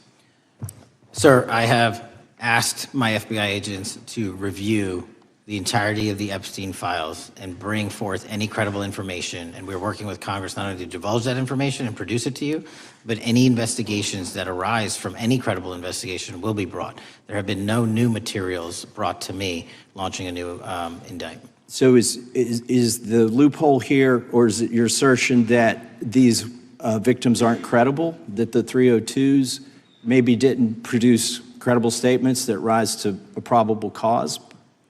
It's not my assertion, sir. It's the assertion of 2 different United States attorneys' offices from 3 separate administrations who investigated those same materials in live time. Are the 302 documents in the FBI's possession? They reviewed all that, yes, sir. And so have you reviewed those 302 documents where the victims name the people who victimized them? If I personally know, but the FBI has. So how can you sit here and in front of the Senate and say there are no names? I said I named one today. I said we are not in the practice at the Department of Justice FBI of releasing victims' names. That is not what we do. We are also not in the habit of releasing incredible information. That's not what we do. But multiple authorities have looked at the entirety of what we have. Okay, I got to move on here. Were you present when the AG had the White House event when she released the binders to the social media influencers? I was, yes. So if you're willing to meet with social media influencers who stood to benefit from the sensational and sad stories of these victims, will you meet with the victims as well? The FBI will meet with anyone who has new information. Will you personally meet with them? The FBI and the professionals who are handling the cases will. Were you instructed that it was important to release the documents to the Oversight Committee on the day of my introduction of the discharge petition to release these files? I don't know what day that was, so no. Well, they were released that day, and there were victims' names who weren't redacted because they were in such a rush, and the victims are not happy about that. Have you investigated any of the CIA connections? Have you seen the CIA file on Jeffrey Epstein? And if you wanted to see it, would they show it to you? Well, I can speak for the FBI, and that's presuming there's a CIA case file. And I've reviewed everything that the interagency, not I, the FBI, that was provided to us. Would you be willing to look at the CIA file on Jeffrey Epstein? If there is such a file, and if it has not already been turned over to the FBI will look at any new investigative leads. Have you made any progress on the pipe bomb investigation January 6th? And have you made any progress on the motive of the Las Vegas shooter? As to the first, it's an ongoing investigation, and we have made progress. As to the second, sir, I'll have to get back to you. All right, thank you. I yield back. Mr. Chairman, I have a unanimous Gentleman consent yields request. back. Unanimous consent request from the gentleman from New York. I ask unanimous consent to introduce an unsigned memorandum from July 7, 2025 that says we did not uncover evidence that could predicate an investigation against uncharged third parties with the insignia of the Department of Justice and the FBI. Without objection. Mr. Chairman, I have a unanimous Georgia. consent request. It's an article entitled DOJ Deletes Study Showing Domestic Terrorists Are Most Often Right-Wing. Without objection. Thank you. The gentleman from Georgia is recognized for 5 minutes. Thank you, Mr. Chairman. Director Patel, thank you for being here today. I want to first talk about the significant role that the FBI plays in combating the national security threats posed by our nation's greatest threat, our nation's greatest security threat, China and the Chinese Communist Party. It's a fact that China is America's most significant national security threat, isn't that correct? I would say so, sir. And you would agree with me that China wants to dominate the United States of America? I think that's largely their plan. And they want to dominate the world both militarily and economically. Isn't that correct? I think so. And, sir, you've been FBI director for the last, 8 months? 7 months, yes. 7 months. And during that time, have you held any stock in any companies founded in China? I don't believe so. Well, you do own stock in a company known as Elite Depot, don't you? Which one, sorry? Elite Depot. You own stock. I think that's, I'll have to get back to you. I think it's a law firm and it's a company out of Singapore. Okay, well, no, the company out of Singapore, which is owned by Elite Depot, is the Shein Company, which was founded in China, correct? That company operates out of Taiwan. Well, they changed their headquarters from China back in 2022 to Singapore for tax purposes, but it's owned by a Chinese billionaire. I think his name is Charlie Zhu, and you own stock in the company that owns Shein. Which I disclosed during my confirmation process. You certainly did. And now, do you still hold that stock in that Chinese company? Pursuant to the Department of Justice, who reviewed my material that was submitted during my confirmation process, I was able to hold certain stocks, and they made the decision. You still hold the stocks that you have? You still hold on to these Chinese stocks, these stocks in this Chinese company? I disagree that it's a Chinese company, but I was in the DOJ, when you're appointed, makes a call on what you can and can't possess. Well, now, let me ask you this. Chinese companies steal trademarks, they produce counterfeit products and sell them over the internet on platforms such as Shein. They steal intellectual property. They steal data from American companies. And to me, it seems inconsistent with your role as FBI director that you would own stock in a company that is based in a country that is the nation's premier national security threat. It's like you are putting your own financial security over the security of the nation. I disagree with that characterization. Well, I think the American people look at it like it's a classic situation of the fox guarding the hen house. If the FBI is charged with investigating espionage, economic espionage by companies controlled by the Chinese Communist Party, and you are the director of the FBI, you've got a conflict of interest. Sir, I would just show if there's any intimation that I'm against. Why are you holding on to this stock? It wasn't a decision I made. And it's valued at up to $5 million as of when you last reported, correct? $5 million in stock? No, I don't follow it. You don't follow it, but you're still making money off of it. I don't have any money off of anything. Well, what I have done... Trump's trade policies directly impact the value of that Chinese stock. Won't you agree with that? Which trade policy? I'm not a trade expert. Okay, all right. But I want to tell you this. Crazy on me today. Let me ask you this question. Why are you hiding pedophiles? Why are you shielding pedophiles? Why are you protecting pedophiles? That is maybe the most offensive thing you could say to me, given the numbers. Well, you have not released given the Epstein numbers files of pedophiles. You were aware of the Epstein arrested. client list that was published in the 18,000 The gentleman has emails expired. released? The gentleman yields back. Can he answer the question? Can I just respond? Of course, the gentleman can answer the question. Since I took over the FBI, there has been a 33% increase. Sir, all of that started under Christopher Your Wray. time is done, but No, it didn't. the witness gets All to of answer that the started question, under and then the we'll go to our previous, next. FBI director, sir, and you're coming in here trying to take credit for something that a previous director instituted and largely brought to conclusion. I take no I think it's credit. been clear that offensive. the director It's offensive. has numbers are so incorrect much also. better than the previous director. It's Dr. deceptive. Patel, if you want to answer the question. I take no credit. The men and women of the FBI have seen a 33% increase in the number of counterintelligence arrests out of the PRC. And so all of a sudden, when you coming in 7 months ago, Gentlemen, his time has heaven on earth. expired.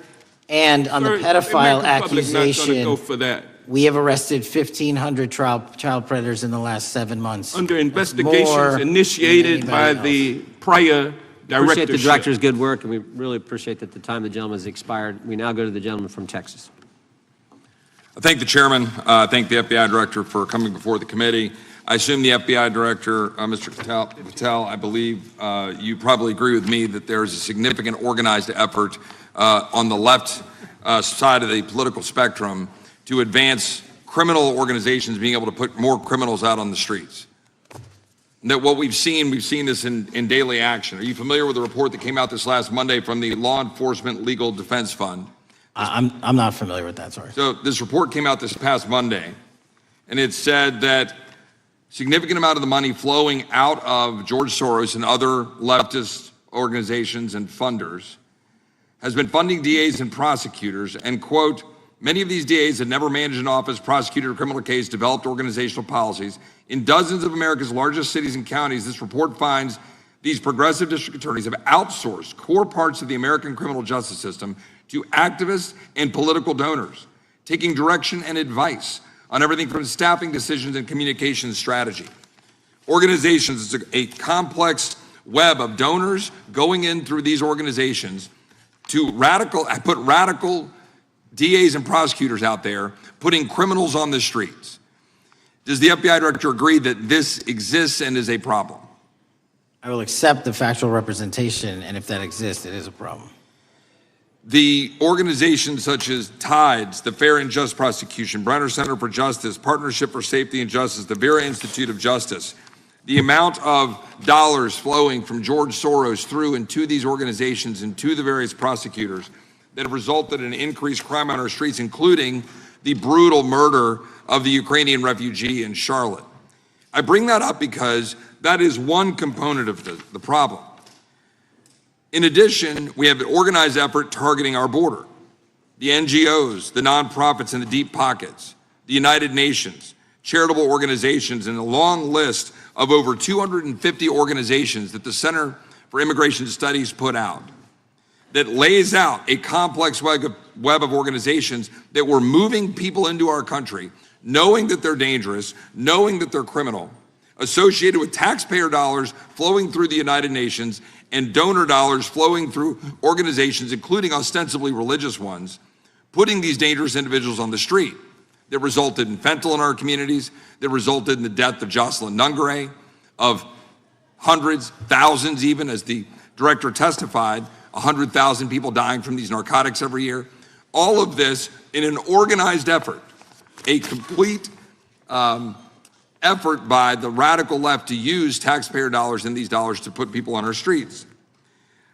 In addition, the extent to which we've seen now with the Southern Poverty Law Center and their hate map targeting, for example, the Family Research Council, where we had a shooting right here in DC over a decade ago, putting Charlie Kirk, putting a target on TPUSA, Antifa, other radical organizations that are very specifically organized in targeting conservatives and ordinary Americans. Well, how about the organized effort to infiltrate our schools and advance a transgender agenda and advance a radical agenda, perhaps one that we will see exposed further in the individual that actually shot Charlie Kirk. So here's my question. Will you as the director, and are you as the director, pursuing all legal channels to follow the truth wherever it may lead on this organized effort, one? And two, do you agree that Congress should take all action necessary to expose this web of dollars that are flowing to undermine our way of life? I got another minute in my time, then I'd like to hear from you on this topic broadly. I'll keep it short. Investigatively speaking, we are doing the following. We are following the money. We are following the money in every organization and every person that is violating the federal code, and it doesn't matter what your background or ideology is, we are following the money. We are using legal process to follow that money, issuing subpoenas to follow that money, using grand juries to follow that money, and when we have results to recommend for prosecution to the Department of Justice, we will do that, and we will continue to publicize documents through Congress, yes, when we make these findings. Mr. Chairman, I'd like unanimous consent to insert the record outsourcing justice by the Law Enforcement Legal Defense Fund that I alluded to before. I would ask unanimous consent to add a 2024 list provided by the Center for Immigration Studies on these United Nations and other affiliated groups that are responsible, over 250 of them, for moving individuals into our country in a coordinated effort. I would like unanimous consent to insert a letter that I sent that currently has 33 members of the United States House of Representatives have signed on it, calling for a special select committee to pursue the organized effort from the radical left to target our way of life and undermine our security by putting criminals on the street and having our borders being wide open and putting us in danger. Without objection. With that, I would yield back. Without objection. Gentleman yields back. Mr. Chairman, I have a couple of unanimous Gentleman's requests. One is a letter from Senator Tom Cotton dated last year urging the U.S. to, quote, ensure that data from U.S. companies is not harvested by the Chinese Communist Party through the purchase of Shein software and technology. Without objection. And also a statement by Marco Rubio, then Senator Marco Rubio, which warned our UK allies about, quote, Shein's deep ties to the People's Republic of China. Without objection. Also,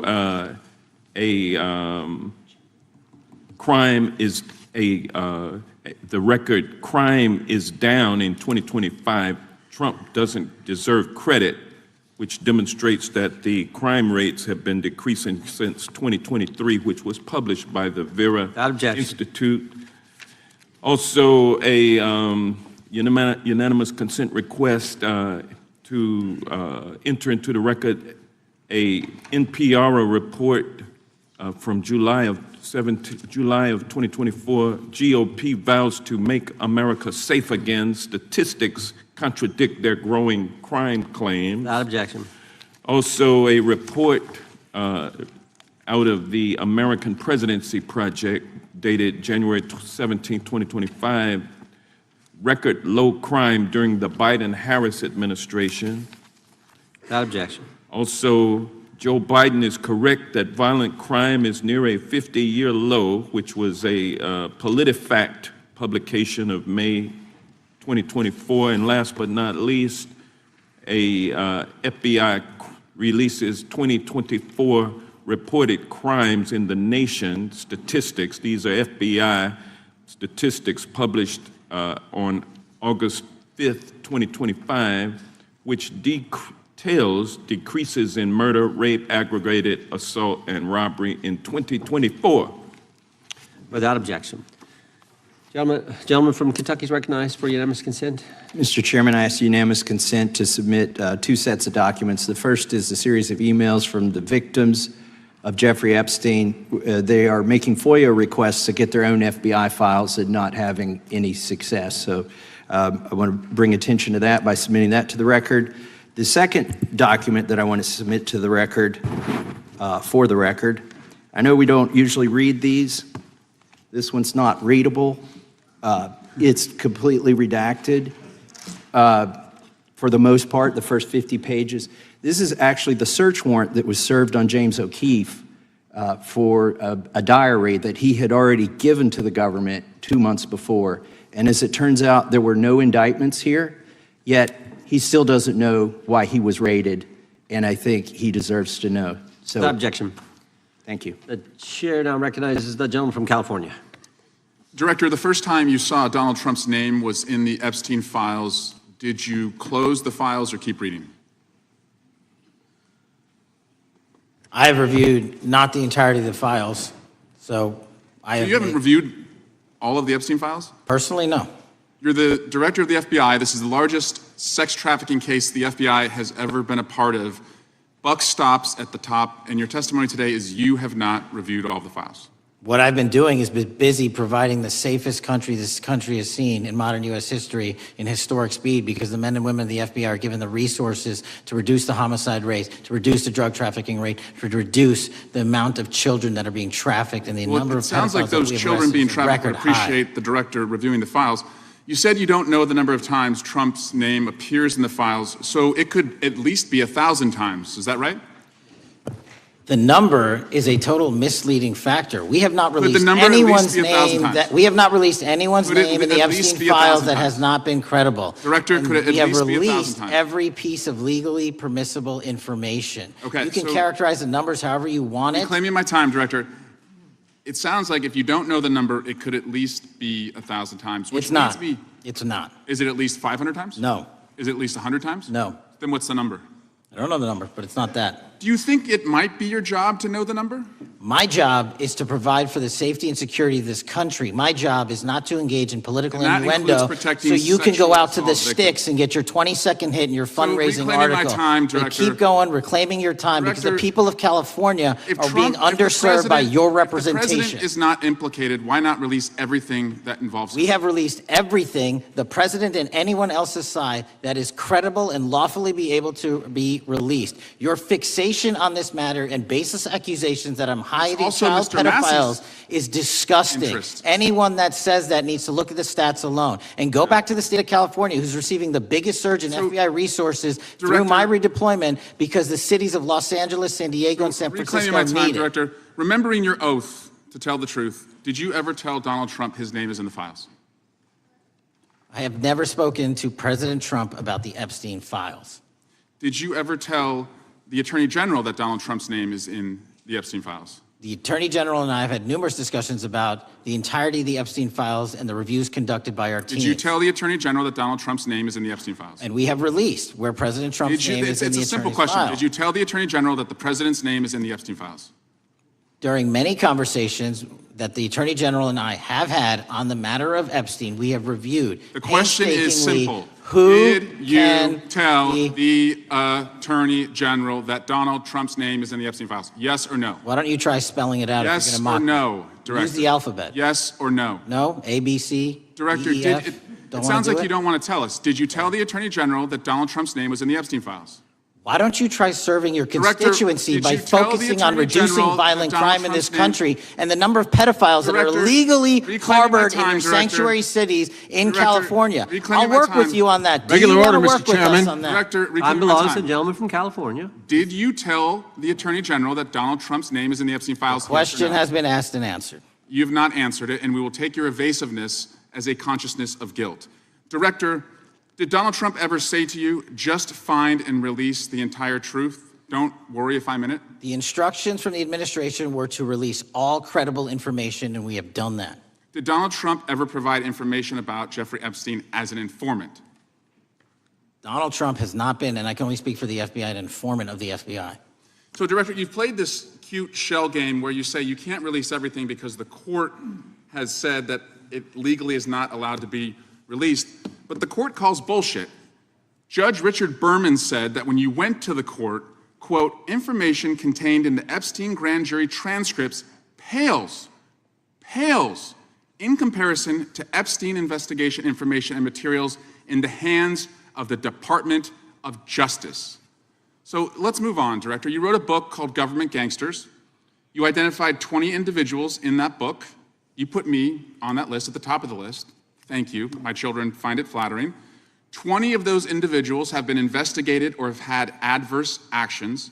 Director, considering that you have identified these people as, quote, government gangsters, will you recuse yourself from making any investigation decisions about these individuals? Anyone that has been terminated at the FBI has been done so the because question they failed again. to meet the muster in Director, their constitutional I will obligation. work on the audio-visual capabilities. I'm of going to this room so borrow that your you can hear me. terminology and call I'm reclaiming bullshit my on your time. entire career in I'm Congress. reclaiming my It time, has been Director. a disgrace to the American Director, I'm people. reclaiming my You time. can Now, reclaim your will you time all you recuse want. yourself? Mr. Chairman, you're going to allow a witness to speak this way? Mr. Chairman, would you give recuse yourself, The gentleman has no time. Mr. Chairman, would you Mr. admonish the witness not to insult members? The gentleman has no time. Mr. Chairman, the committee will remember. Quick point of order. Could the gentleman be extended an additional 20 seconds to complete his thoughts since the witness decided to interrupt him continuously. And the witness will be able to respond if he wants. We'll make sure he has time to do that. My question is, continue. will you, Director, recuse yourself, yes or no, from investigating or making decisions about the 60 individuals, including myself, that you identified as government gangsters? Yes or no? Time of the gentleman has expired. The witness may respond if he would like. And the answer was no, as I heard. Correct. Okay. The gentleman from Wisconsin, the gentleman yields back. The gentleman from Wisconsin is recognized for 5 minutes. Thank you, Chairman. Thank you, Director Patel, for being here today. I wanted to talk a little bit about the assassination of Charlie Kirk and the FBI's subsequent investigation. I know it's really sensitive, and you know, you can make the call as to whether or not, obviously, it's something that you can respond to, but I think it's still fresh on many people's minds. I want to congratulate you and Utah law enforcement for the work you did in identifying the suspect and apprehending him. According to public reports, and I think this is what maybe it's, I still have questions about, and maybe the public does. According to public reports, the alleged shooter arrives on the Utah Valley University campus nearly 4 hours before the shooting. Was that your understanding? Is that kind of... I'll let the public reports reflect themselves. I don't have the exact timeline. Okay. So we don't have any idea kind of his prep or how he set up or how he utilized that time when he first showed up on campus? All of those are being currently investigated through our cell phone analysis and through our witness interviews. And the state of Utah has now announced charges seeking the death penalty against this suspect. So we're a little limited in what we can continue to say. Sure, I understand. And the suspect, like you referred to, is then captured on security footage jumping off the roof of the alleged shooting location, the Losey Center. Do we have any idea how the suspect got up on the roof in the first place?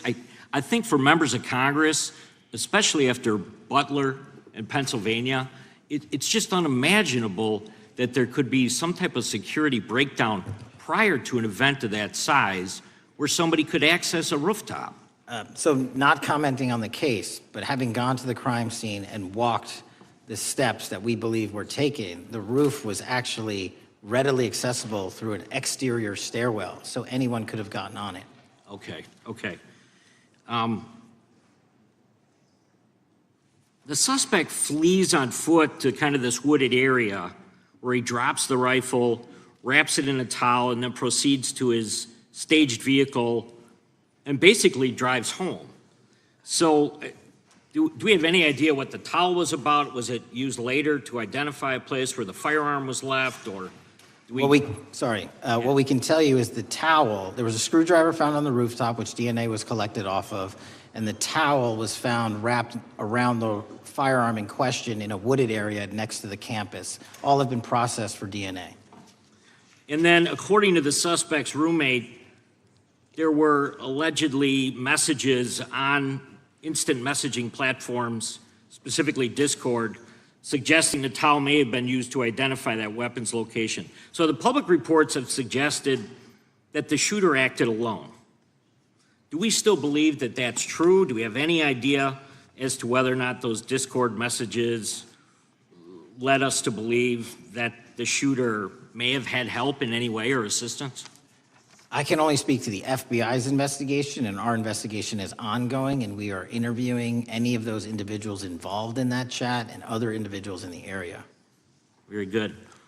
And so my suggestion, if there are accomplices, I'm sure this is something that the FBI is going to continue to investigate fully and thoroughly into the future. Yes, sir. The reason I ask that is because I don't know that that was necessarily the case with Butler, Pennsylvania. So thank you so much for your persistence kind of in this matter. There's still a lot of public questions that need to be asked. Let me shift to another topic very quickly. On July 31st, 2025, the DOJ and the CIA declassified the annex to Special Counsel John Durham's 2023 report on Operation Crossfire Hurricane. The 29-page Durham Annex contains previously classified information about, among other things, the investigative referral of the Clinton campaign plan. Why would somebody place documents in a burn bag related to this case? That case is very much ongoing, so I can't comment on the stylization of the evidence we're collecting. Can you comment at all on the Durham Annex, as I described it?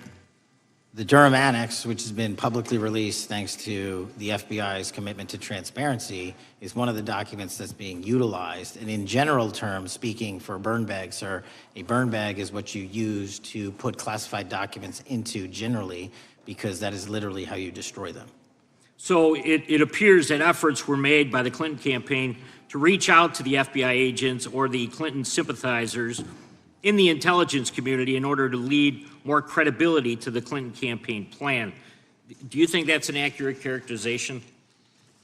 Again, I'm not going to characterize that material because it's part of an ongoing investigation. Thanks for being here today. I yield back. Gentleman yields back. Gentleman from California is recognized. Thank you, Director Patel, for being here today. The FBI searched Jeffrey Epstein's Manhattan residence, correct? I believe that happened in 2018. I think there was 2 locations, sir. It's 2019, and in that residence, the FBI found a safe, correct? I don't have the catalog of evidence in front of me. In that residence, the FBI found a safe, correct? I'll accept your representation. Okay. And in that safe, the FBI found topless and lewd photographs of girls, correct? Again, sir, I'll accept your representation. I don't know. Thank you. It was all over the media at the time. There's a New York Times article that says Jeffrey Epstein is indicted on sex charges as discovery of nude photos is disclosed, dated July 8th, 2019. And the Times reports a trove of lewd photographs of girls was discovered in a safe inside financier Jeffrey Epstein's Manhattan mansion. Author Michael Wolff has conducted numerous interviews of Jeffrey Epstein. I'm going to play for you a video clip of what Michael Wolff said Epstein told him was in the safe and what he showed the author was in this safe. So let's please play that clip now. Elected. And I was sitting talking to Epstein, and he said, "Wait a minute, I got to show you something." And then he went into his safe, and he came out with photographs. They were Polaroids, I think, and he kind of spread them out like playing cards, and it was Trump. I mean, I think there were a dozen of them, and it was Trump with girls of an uncertain age at Epstein's Palm Beach house, where all of the things that he would ultimately be accused of took place. And I remember very vividly 3 of them. There are 2 in which Trump is, the girls, topless girls, are sitting on Trump's lap. And then a 3rd in which he has a stain on the front of his pants. And the girls are kind of pointing at it, sort of bent over, laughing. So Director Patel, I'm going to ask you a very broad and general question. As you know, Donald Trump and Jeffrey Epstein were friends. There are, of course, photos showing Donald Trump together with Epstein, correct? I don't have the entirety of the photographs, but I think they've been photographed in public together. All right.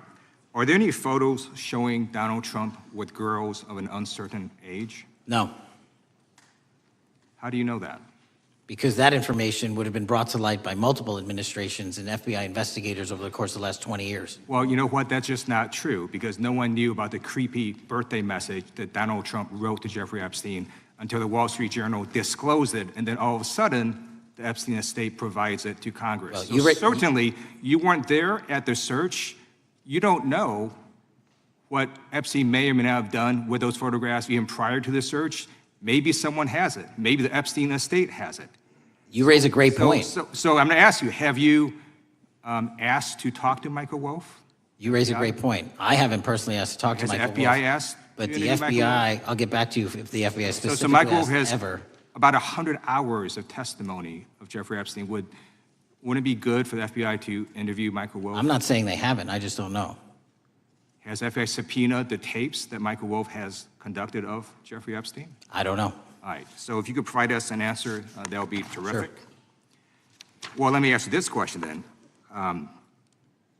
Have you looked at all the photos in Epstein files? I have looked at all the information that the investigators who investigated this case have provided to run out credible leads. And in the Epstein file, was there that creepy birthday message that Donald Trump had written to Epstein? No, that's what I was trying to tell you. You raise a great point. The estate of Jeffrey Epstein has a voluminous amount of information that they have not released before.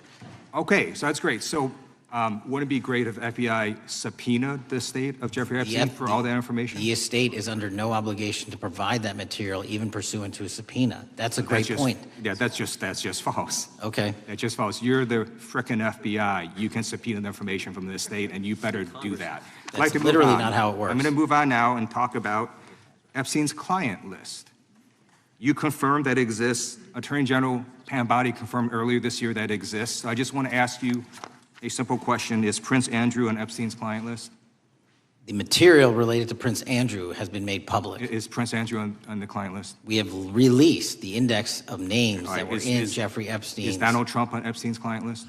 The index has been released, and the index will speak for itself. So I'm just going to say, America, there's a huge red flag. The FBI director could not answer whether Donald Trump was on Epstein's Gentleman's time client has list. expired. I Chair yield now back. recognizes the gentleman from Virginia. Thank you, Mr. Chairman. I want to thank the director for being here and for his work over the last several months, removing the taint of partisanship that has infected the intelligence community over the past several years under the last administration, under the last several directors, standing up for law enforcement, standing up for the brave men and women who work in your agency. But to set the record straight, we have to correct the record. And the record, early days of the first Trump administration saw a dramatic spike in news stories that contained sensitive and sometimes classified details about the FBI's bogus Russia probe, about a leak a day. It's unacceptable that senior FBI officials coordinated to leak classified information to try and harm President Trump. Documents produced to the committee in August of this year revealed that the FBI interviewed a former Intelligence Committee staffer who gave details on a systematic process through which leaks of classified information were affected by then Chairman, now Senator Adam Schiff. Were these findings escalated within the Bureau's chain of command, and if so, to what level? Sorry, were the findings escalated? Were these findings that were given to us escalated within the Bureau's chain of command, and if so, what level? Did you receive this information?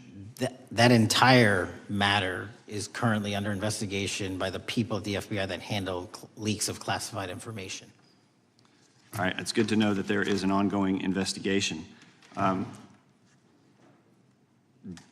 you tell me whether these leaks to the media compromised any ongoing FBI investigations during the Trump-Russia probe? I can tell you, generally speaking, the leaks of classified information are detrimental to any work the FBI is doing. Now, former Director James Comey testified before the Senate Judiciary Committee that he had never been an anonymous source, nor authorized anyone to be an anonymous source in news reports about matters relating to the Trump investigation or the Clinton investigation. Was Comey's testimony true? In reference to Director Comey, I'm very limited in what I can say because of what the current status of those matters are with the FBI and the Department of Justice. When I am able to make those public, I will. Can you tell me if there's an ongoing investigation there? Again, without identifying any individuals related to the information you're generally speaking about, there is an ongoing matter that has been under review by the Department and the FBI for some time. Because we know that the documents that we received last month revealed that former Director Comey used Columbia University law professor as a conduit to leak stories to the media that contained classified information. Let me move on to the way that the FISA process was weaponized by past directors.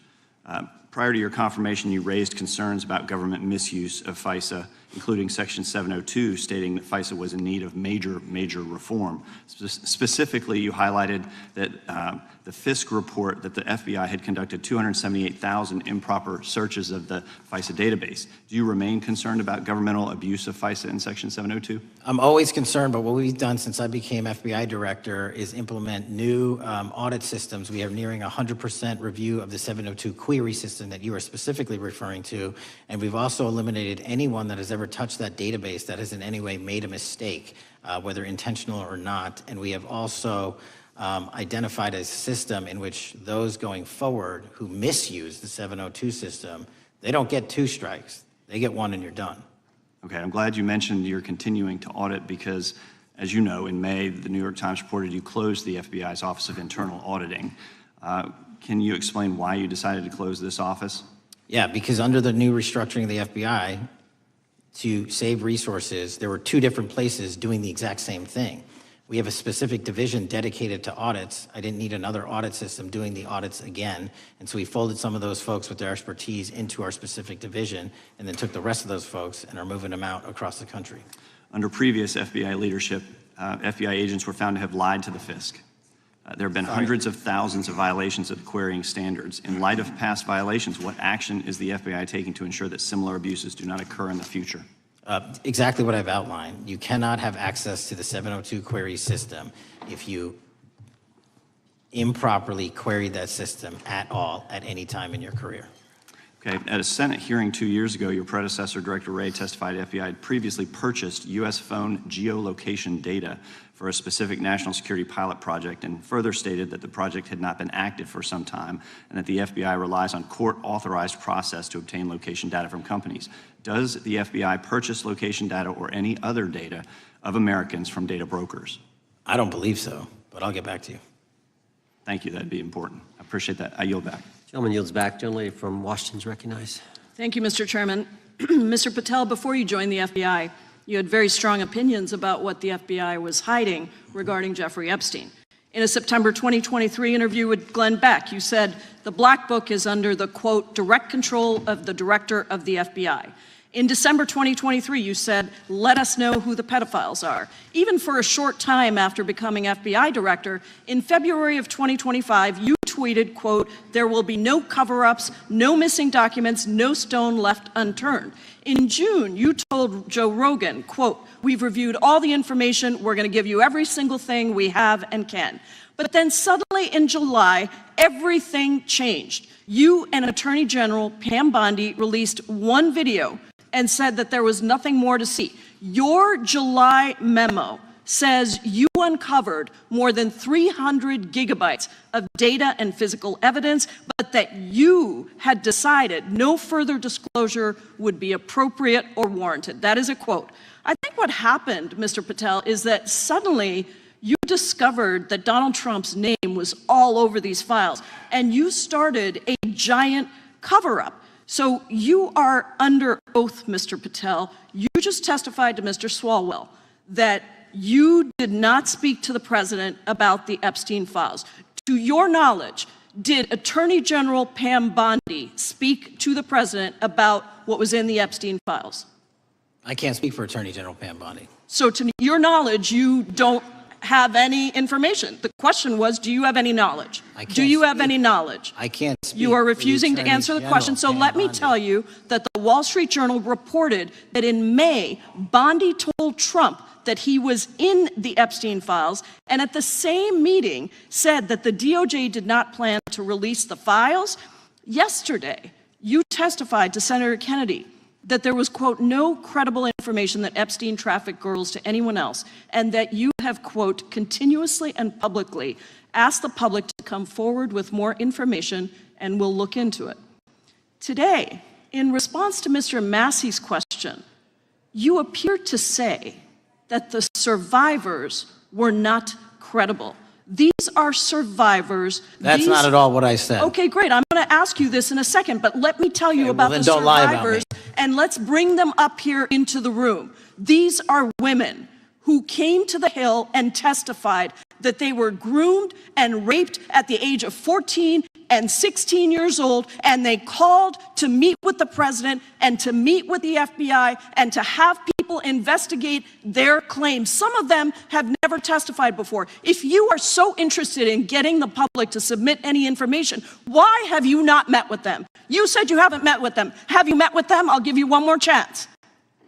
My job as the FBI director is to invite the all answer yes or no leads. to whether or not you met with these women who were sexually abused and raped?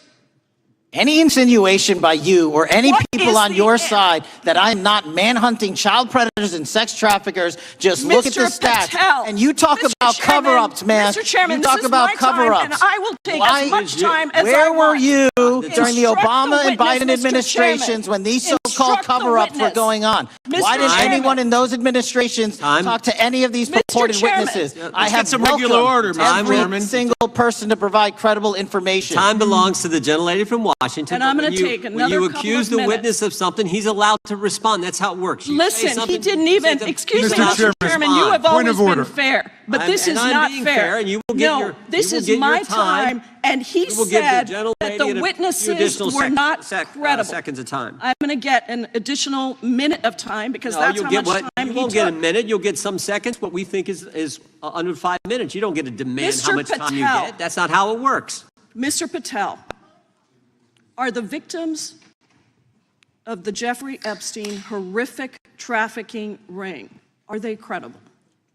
Any person with information about ongoing sexual trafficking. I'm asking you if they're credible. Ma'am, I'm Are they commenting on the credible? evidence we have. But And we have routinely asked for people to come forward with more evidence, and we will look at it. And the evidence that we have was the same evidence that the Biden and Patel, Obama Justice Departments Mr. had. Patel, And they this is determined, new. not me, they determined that that Chairman, information was not Mr. credible. Chairman, he's not letting me even ask my questions. You This is ask the ridiculous. questions, he gives an answer. You may not like what he says, No, but that I'm doesn't mean you get to asking, he's not interrupt answering him. my question. Mr. Chairman, could we restore the gentlelady 45 seconds so she We can will give complete her her question? additional 30 seconds, which is what I said I'm earlier. going to keep taking my time because you'll take here's the the time thing. that you get. You get are 30 not seconds. answering the question. The question is, I have, you just don't like the answer.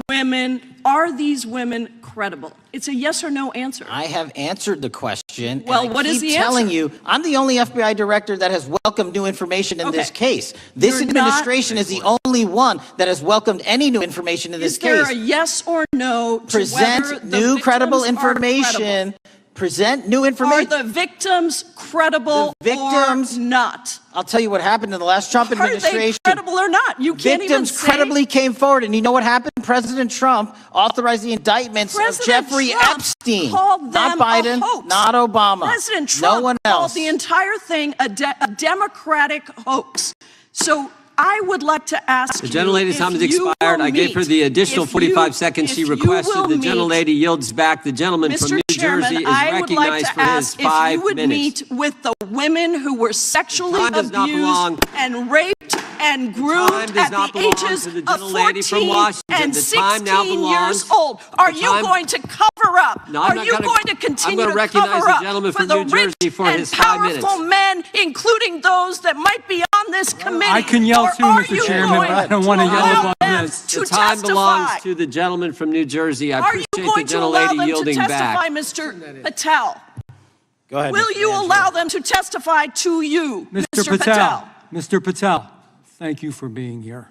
I know it's been an interesting and difficult 2 days.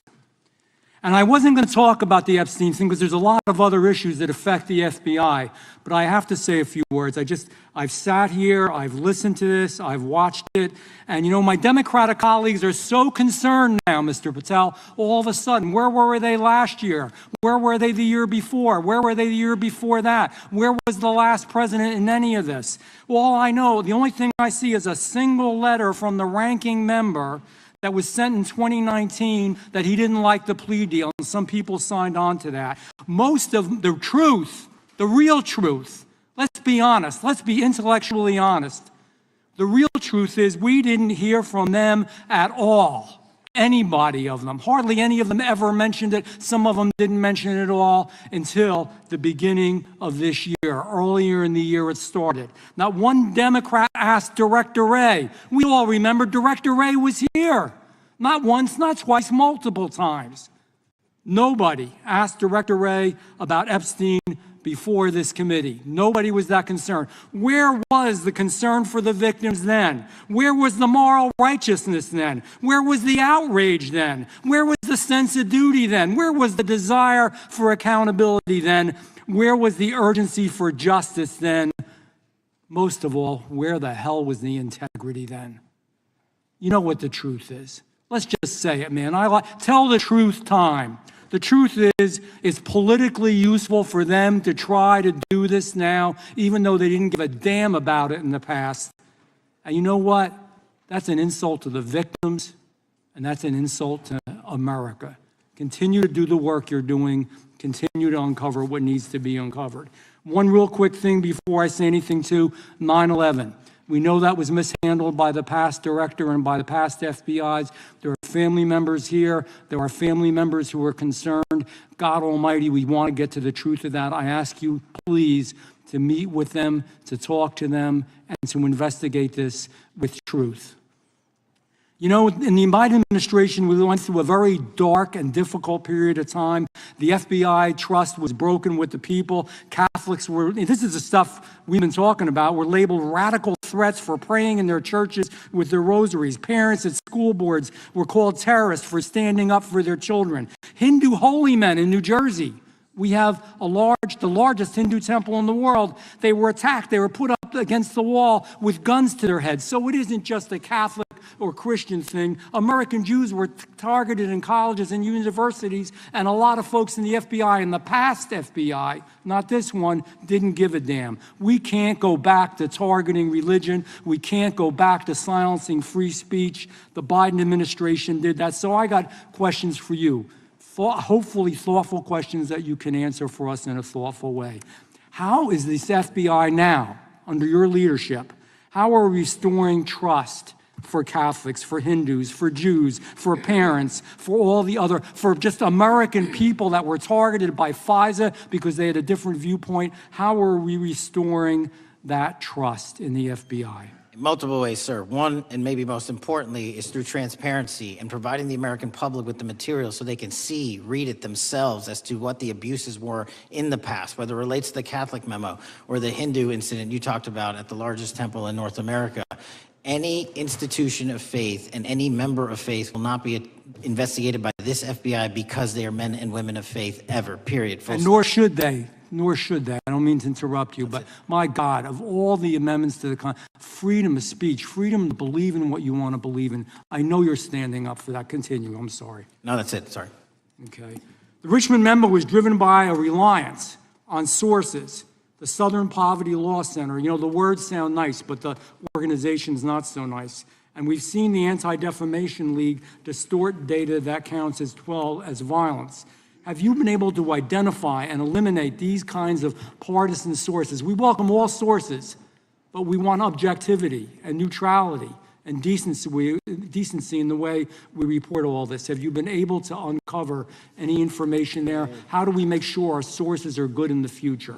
We have reviewed the source processes that infiltrate any institutions of faith, and they will no longer be going into institutions of faith. They will be directed towards criminal activity and protecting the homeland, the two most important missions the FBI has, and that's what we're going to continue to do. Good. And I'll say this, there was a lot of bull today, a lot of you know what, and I'm not going to say it because I respect the institution so much going on around here. Continue to do the work of the people. You are here for that reason. The administration is here for that reason. It was weaponized and politicized, the FBI, in the past. I hope to God we never, ever see that again. One of the darkest parts of American history. Thank you, Mr. Patel. I yield back. Mr. Chairman, I have a unanimous consent. Gentleman yields back. The gentleman from New York is recognized for UC. I would like to introduce a CNN article that explains how an alleged top leader of the MS-13 gang was dismissed. His case was dismissed in Brooklyn so that he could be deported back to El Salvador, even though he was charged with murder. Without objection. Mr. Chairman, I have some unanimous consent The lady from requests. Washington is recognized. I ask unanimous consent to enter into the record an article titled "Justice Department Told Trump in May that his name is among many in the Epstein files." Without objection. I have another one that is a July 2025 article by the New York Times entitled "How a Frantic Scouring of the Epstein Files Consumed the Justice Department," stating that DOJ and FBI employees reviewing the Epstein files were instructed to flag any mentions of Trump and other celebrities. Without objection. And I have another unanimous consent request to enter into the record an August 2025 article by The Guardian entitled "Ghislaine Maxwell Hinted at Epstein's Ties to Trump Officials. Why Wasn't She Pressed for Names?" stating that Maxwell told Deputy U.S. Attorney Todd Blanche that some of the, quote, cast of characters around Epstein are in Trump's cabinet. Without objection. Chair now recognizes the gentlelady from Pennsylvania. Thank you, Mr. Chairman, and thank you, Mr. Patel, for coming before us to testify today. I am concerned by your repeated claims that you're not able to disclose anything further about the Epstein investigation and files, and that there's no evidence of a broader conspiracy or other people who should be charged. because the American people aren't buying that you've been transparent or that there's nothing further to be seen. In your exchange with my colleague, Mr. Roy, you reiterated something that I heard you say yesterday in your Senate testimony, and that is, under your direction, the FBI will always follow the money. Is that right? The money, did you say? Yes. Yes, you said you'll follow the money. That's great. And just now you said you welcome the opportunity to investigate new evidence. So there has been significant recent reporting just in the last couple of weeks that after Jeffrey Epstein was arrested, 4 major banks flagged more than $1.5 billion in suspicious transactions connected to him that suggested a massive conspiracy related to his child sex trafficking activities. Director Patel, has the FBI reviewed the $1.5 billion in suspicious bank transactions flagged to the government relating to Epstein and his co-conspirators? I know the FBI has reviewed numerous SARs. I don't know the totality of that number. Okay, can you provide us with that number? I'll get back to you. Okay. And have you initiated any new investigation of those bank transactions since, say, September 8th, when the new reporting came out? I'll check with the Treasury Department because they're the lead on that.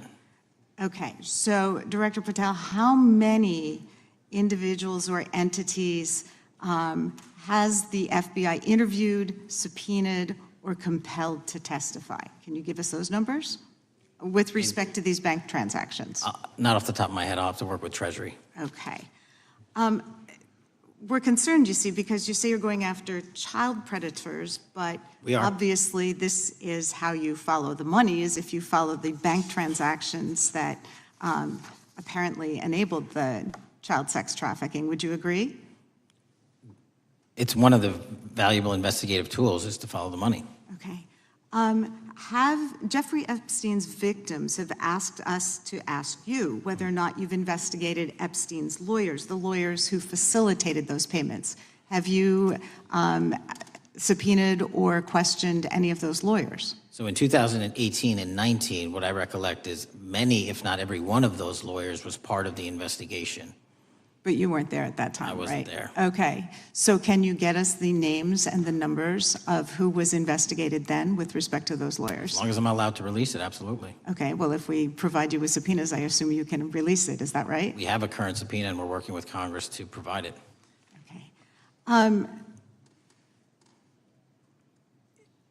You've said that the Acosta investigation had an original sin. What do you mean by that?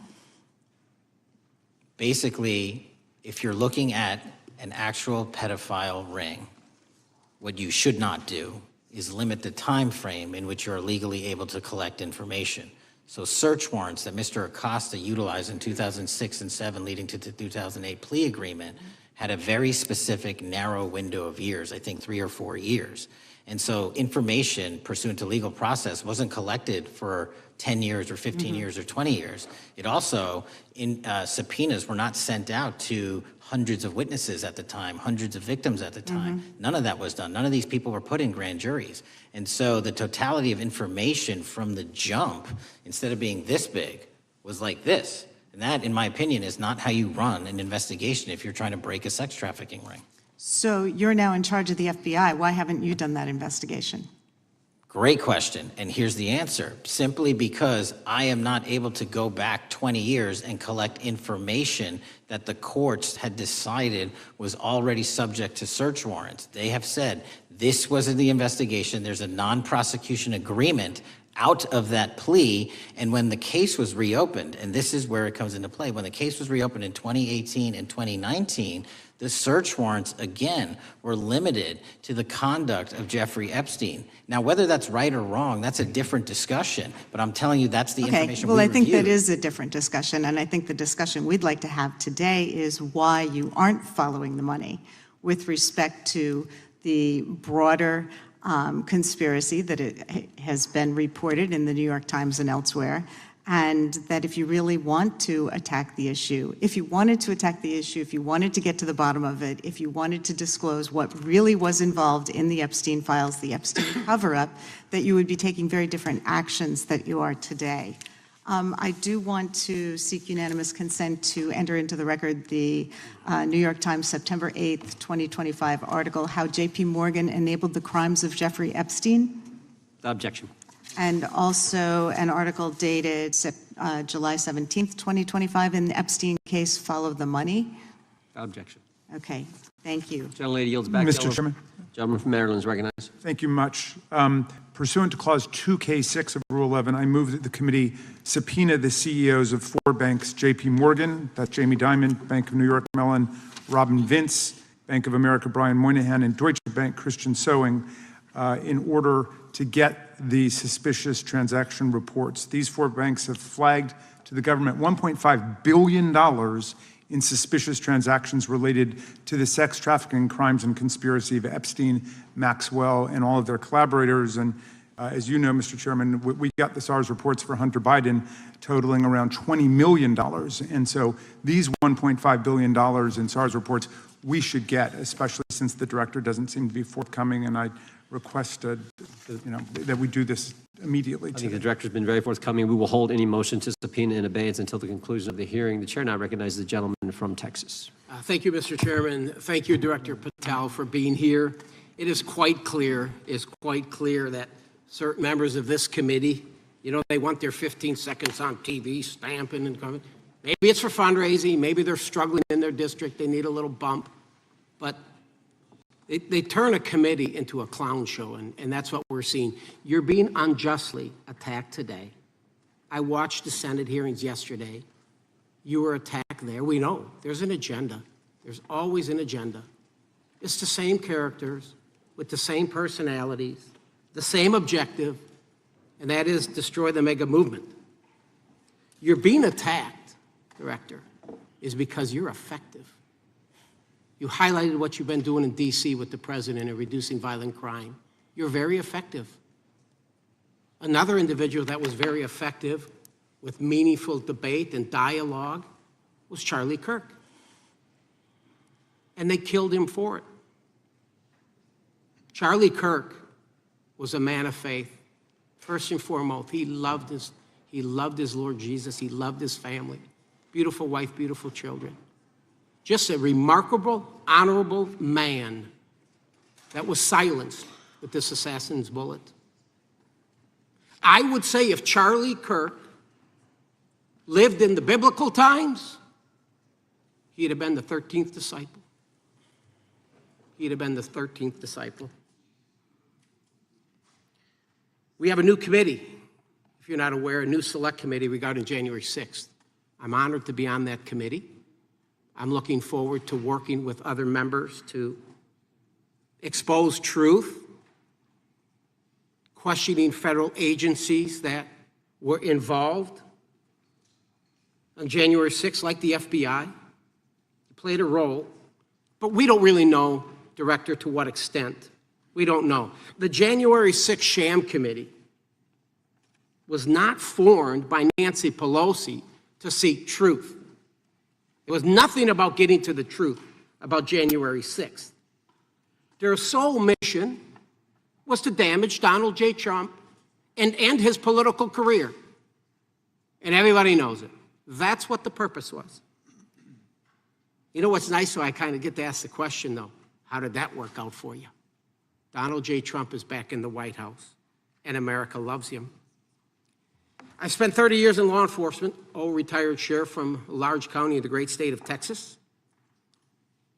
I have seen, Director, I have seen more enthusiasm and support for law enforcement today because of what you and Donald Trump have done over the last 8 months to protect the American people. The American people couldn't count on their government to protect them. Crime is rampant. And now we have a president and an administration that puts the American people and their safety first. It's interesting, a few minutes ago, a classmate reached out to me and sent me I told him, I said, yes, we got Director Patel in front of our committee today. And Andy Kane wanted me to tell you, he said, quote, tell him we love him. Tell him we love him and all the brave warriors exposing the deep state. Kash, you're a great American, sir. You're a great American. Your work as the director of the FBI is commendable. It's commendable. And I want to thank you, sir. Thank you for your service. Keep up the good fight, brother. Don't let them tear you down. Keep up that good fight. You have it in you. With that, sir, I yield back. Gentleman yield to me.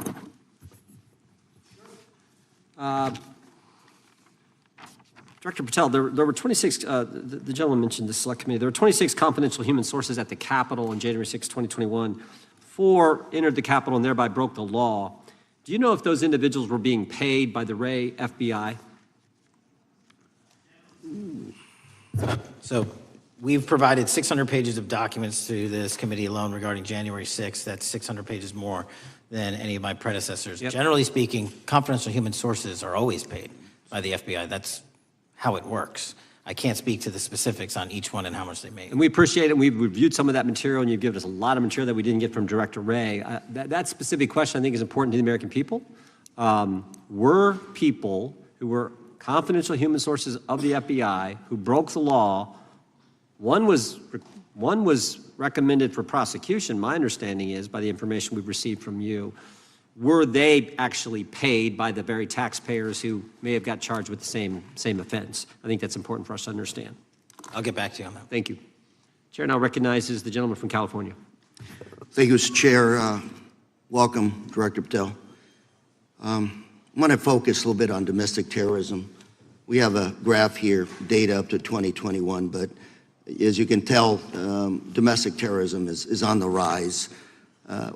Nation, our citizens under threat.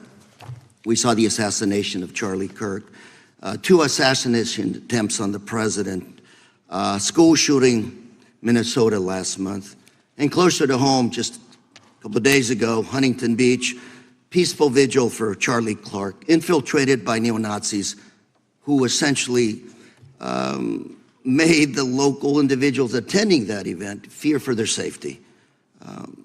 All of us know that a lot of these domestic attacks are by lone wolves, but yet they do leave clues, social media or elsewhere. Director Patel, you're it. You're the thin blue line. The FBI, your job to protect our citizens back home from those that would harm us. You have to find the needle in the haystack. Takes a lot of work, a lot of resources. Talking to my local sheriff this morning, who said they're concerned.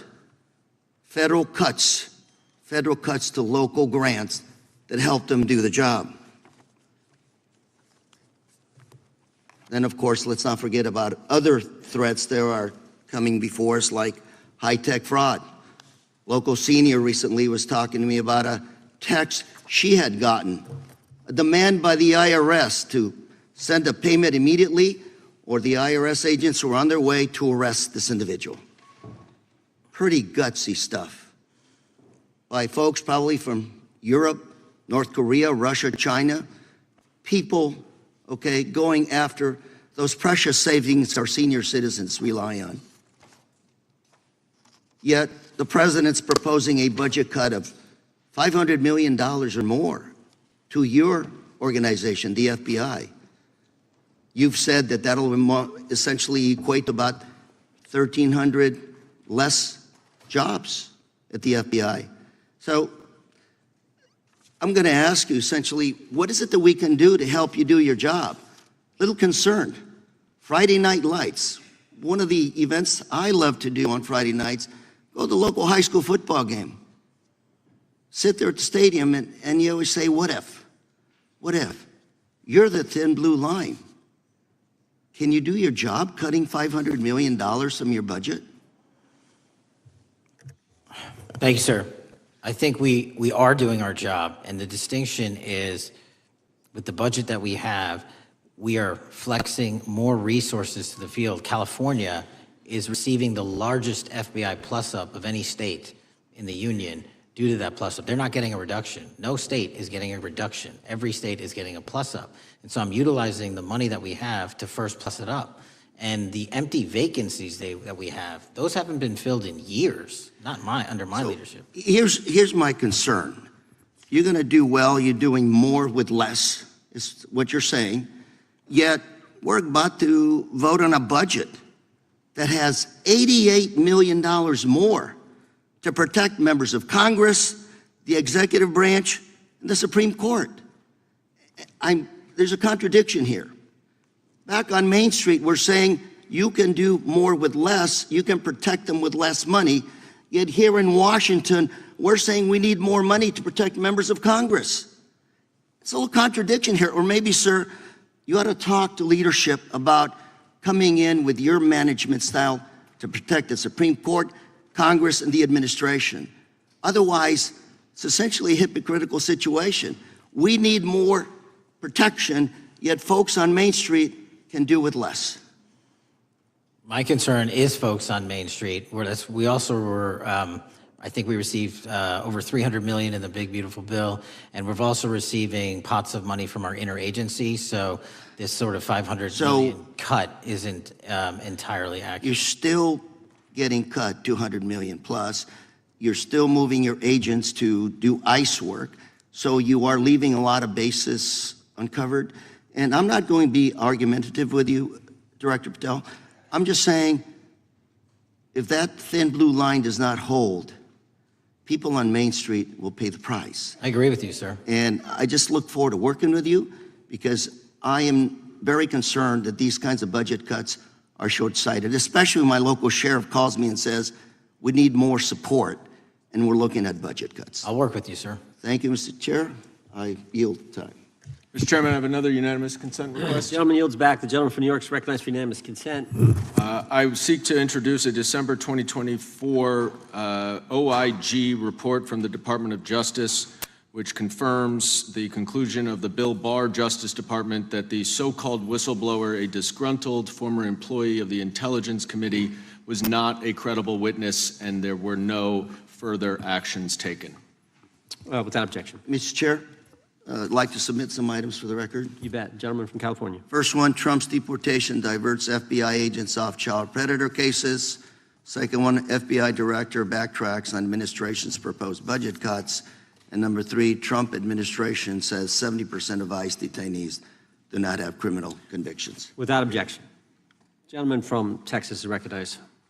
Thank you. Director, earlier this year, the committee learned of new documents tied to the Crossfire Hurricane investigation and the Russia collusion hoax against President Trump.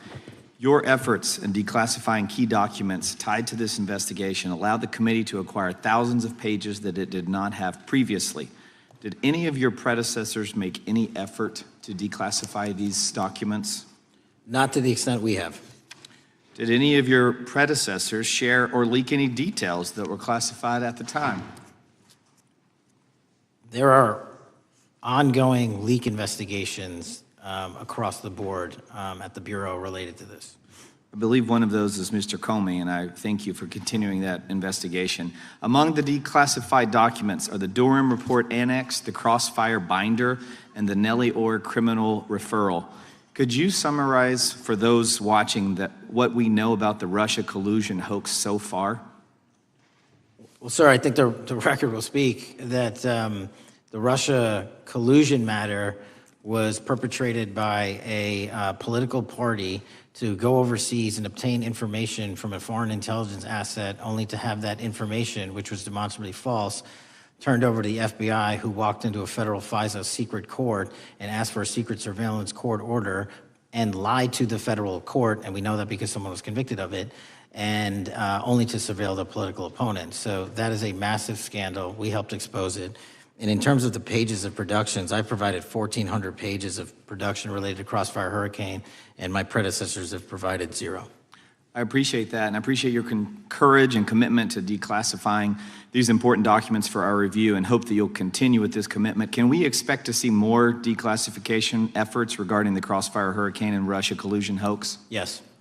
Thank you. I yield the remaining balance of my time to Chairman Jordan. Oh, I thank the gentleman for yielding. And Director, that's when it all started, right? The whole Russia, that's when it all began. And then it was Mueller, then it was impeachment, then it was Jack Smith and Fonnie Willis and Alvin Bragg and you name it. But it all started then. And that's why I think the gentleman from Texas wants to make sure we get all the information there. And I want to go back to when it was changed. We talked about this earlier. I just want to read to you what the CIA officer said to the House Permanent Select Committee on Intelligence. Quote, Brennan refused to remove the dossier, and when confronted with the dossier's main flaws, he responded, yes, but doesn't it ring true? So that's what he initially said. And then when he was talking to this committee, he said the CIA was very much opposed to having any reference or inclusion of the Steele dossier in the intelligence community assessment. So on one hand, you got a witness who was there who said he refused to remove it even though he knew it was garbage, and then he's on the other hand telling the committee, no, no, no, we didn't want anything to do with it, it shouldn't have been a part of the intelligence community assessment, which we know it was. You know it was, you found that. Those are two entirely different stories. I think Mr. Brennan has some explaining to do, frankly, what happened there. And I think you said earlier that this whole thing, and I think you said to Mr. Gooden, this whole thing is being looked at as part of this grand conspiracy to undermine the president, whether it's Comey, Brennan, Clapper, former head of the Intelligence Committee, now senator from, whoever it is, that's all being looked at. Is that accurate? Yes, sir. Well, we appreciate that. And part of what's also being looked at, and I think the gentleman from Wisconsin brought this up earlier, what is a burn bag for, by the way? Generally speaking, the intelligence community obviously utilizes and possesses classified documents, but drafts of those classified documents and even ultimate finished products of those classified documents have to be recorded and or discarded. And if they are discarded, the only way we do that, the hard copies, is we literally put them in burn bags that are identified specifically for that purpose, and there is a very exact courier system in which those burn bags are obtained and the material inside is destroyed. So it's to get rid of the material, right? Yes, sir. And it looks like the annex that Mr. Durham in his investigation had was put into a burn bag by your predecessor, I assume, to be destroyed. Is that accurate? Without getting into the stylization of the evidence, anything that's put in a burn bag is for purposes of destruction. Do you find that interesting that the Durham annex was placed in a burn bag, that you would discover that when you took over as the head of the FBI? We found a lot of information in a lot of burn bags. Well, we appreciate you finding that. We'd like to know a little bit more about that, and we look forward to that information coming forward. And I appreciate the gentleman yielding. With that, we now recognize the gentleman from Colorado. Thank you, Mr. Chairman, for holding this hearing. Thank you, Director Patel, for being here today. I have a couple of questions regarding a terrible shooting that occurred in Colorado, a state, as you may know, that I represent. You've testified previously about, I think, what you would describe as your efforts to provide more information regarding the investigation with respect to the horrific assassination of Mr. Kirk. And so, in that same vein, I'm hoping you can provide this committee and my constituents in Colorado with some clarity. Absolutely. I think, as my colleagues know, in Evergreen, Colorado, Jefferson County, a county that I proudly represent, at Evergreen High School, a shooter ultimately injured. 2 students were praying for their swift recovery. There's an article here from Colorado Public Radio. The title is, quote, FBI was already investigating an account that may have been linked to the Evergreen shooter. You're familiar with the circumstances generally, Director, regarding this terrible tragedy. Yes. So my understanding from the public reporting is that an organization reported to the FBI in July of this year regarding, just reading here from the article, that the FBI opened an assessment into a social media account user whose identity was unknown and who was discussing the planning of a mass shooting with threats nonspecific in nature. This is the FBI's statement to the press. And that the FBI continued to work this assessment investigation to identify the name and location of the user up until September 10th, 2025, which was the day of the tragedy. Can you provide us some clarity on what were the impediments to finding, the account user, and maybe describe in greater detail the FBI's work in that regard? Generally speaking, yes, because I know even though the shooter's deceased, the investigation we're not done. Sure. And so the impediments to finding these individuals, and you highlight a great point. We had 2 huge tragedies in the span of days in this country. The school shooting in Evergreen, Colorado being one of them. And proactively going out onto these social media platforms, which are so large, is our biggest impediment. And we need to rely on the service providers. There's actual legislation, I can't remember the name of it, that's up for renewal, which will, and I think at the end of the month, which gives service providers the ability to report that information in from their end without liability. We need that to continue, because while the FBI has so many people and the police are great at doing it, there's just too many platforms to cover down on. Well, I appreciate that, Director Patel, and I think we're certainly, I'm interested in continuing this conversation because I think the reporting suggests that that there's a pattern and that ultimately we want to make sure that law enforcement is able to prevent this kind of tragedy from happening in the future. I have a question. It's not meant as a gotcha question, so it just frame it there. But it is in regards to some reporting around a periodic transaction report that you had filed earlier, this year. So this is in July, pursuant to the ethical obligations as a senior executive official. You remember filing that in July? Yes. Yeah, so in that report, as best as I can surmise, you disclosed that you divested $100,000 or more in a variety of different stocks, which I presume was pursuant to the ethics agreement that you negotiated with the Department of Justice. In that same report, there's a disclosure regarding purchases of two different transactions. So between $15,000 to $50,000 in a national coffee house chain and between $50,000 to $100,000 in a semiconductor company on May 9th and May 12th. Are those transactions that you're doing personally, or are these through a stockbroker, or are these transactions that you're handling yourself? So how they happen is I submit proposals under DOJ guidance to say, hey, I would like to trade this or that, and they run their review, and the FBI runs a review, and then they come back and say yes or no, and then I make the transaction. Is there a reason that you decided to make the purchases into those two companies? Generally speaking, before I got this job, I was, trading stocks, but not a lot like most people, and I just follow certain industries, and I thought they would be a good investment. So the reason why I ask, right, because you had divested in other companies, and I presume that wasn't because there were actual conflicts. It's just that you wanted to avoid an appearance of impropriety. It was both. Both, but not all of the companies were conflicts. Whatever they make divested from. I don't make the call, they make the call. Sure. Yeah. I guess my point would be, the reason why I ask is, why I said it's not a gotcha question, I have for years led an effort here in Congress to try to ban members of Congress, senior executive officials, from trading stocks. And it's bipartisan in nature. We're working really hard to get that done, Republicans and Democrats. And you can understand, I think, given your role, given the nature of the position that you hold as the leader of the largest law enforcement agency in our country, that divesting entirely, not doing day trading now, I think would be something that would be in the interest of the American people. So I just would hope you would consider that, and that moving forward, that perhaps not purchasing stocks in individual companies, I would think would be something that would be worth pursuing. Gentleman's time is... I'm happy to give the witness an opportunity to... Thank you. I'll work with you on it. Gentleman from Alabama is recognized. Thank you, Mr. Chairman. Thank you, Director Patel, for being here today. Newly declassified documents confirm that the intelligence community under President Barack Obama knowingly relied on unverified and fraudulent evidence to manufacture a false claim that Russia, in fact, meddled in the 2016 election. Is there more to be done to uncover the depths and origins of the Russian collusion hoax? There is, and we're doing it. Why should Americans still care about that, Director Patel? Everybody wants to talk about a weaponized bureaucracy. And when we put out the facts about a weaponized bureaucracy, not because I said so, but because we found the FISA documents, because we found the 302s and the 1023s, then it becomes a political football. My job is to continue to put out that information and let the American public read it for themselves when I'm lawfully able to do so. And that's been my commitment on any subject, Russiagate or otherwise. Wherever the law allows me to do it, I will do it.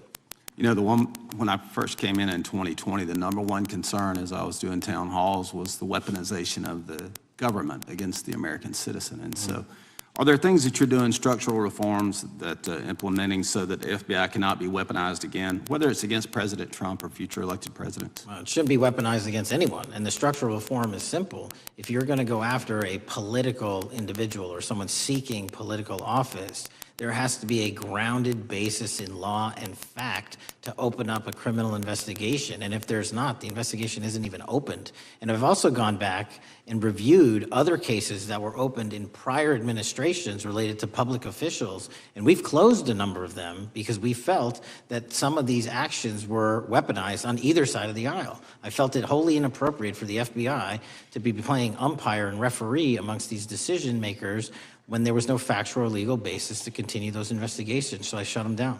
And I think that's so desperately needed because we need to restore trust in law enforcement and certainly in the DOJ and the FBI so that the American people don't fear the very government that's supposed to protect them. And so thank you for doing that. On August 11th, you released to the committee documents concerning leak investigations that began in 2017. Do you believe these leaks were accidental or were they intentional in order to influence public opinion against President Trump? When I can publicly make a final decision on that, either through a recommendation of charging that the DOJ makes or findings that I have, I'm able to do so, but they're still not complete. Why did the FBI under Director Comey want to undermine the Trump administration? I don't know. You'll have to ask him. Think it might have been political?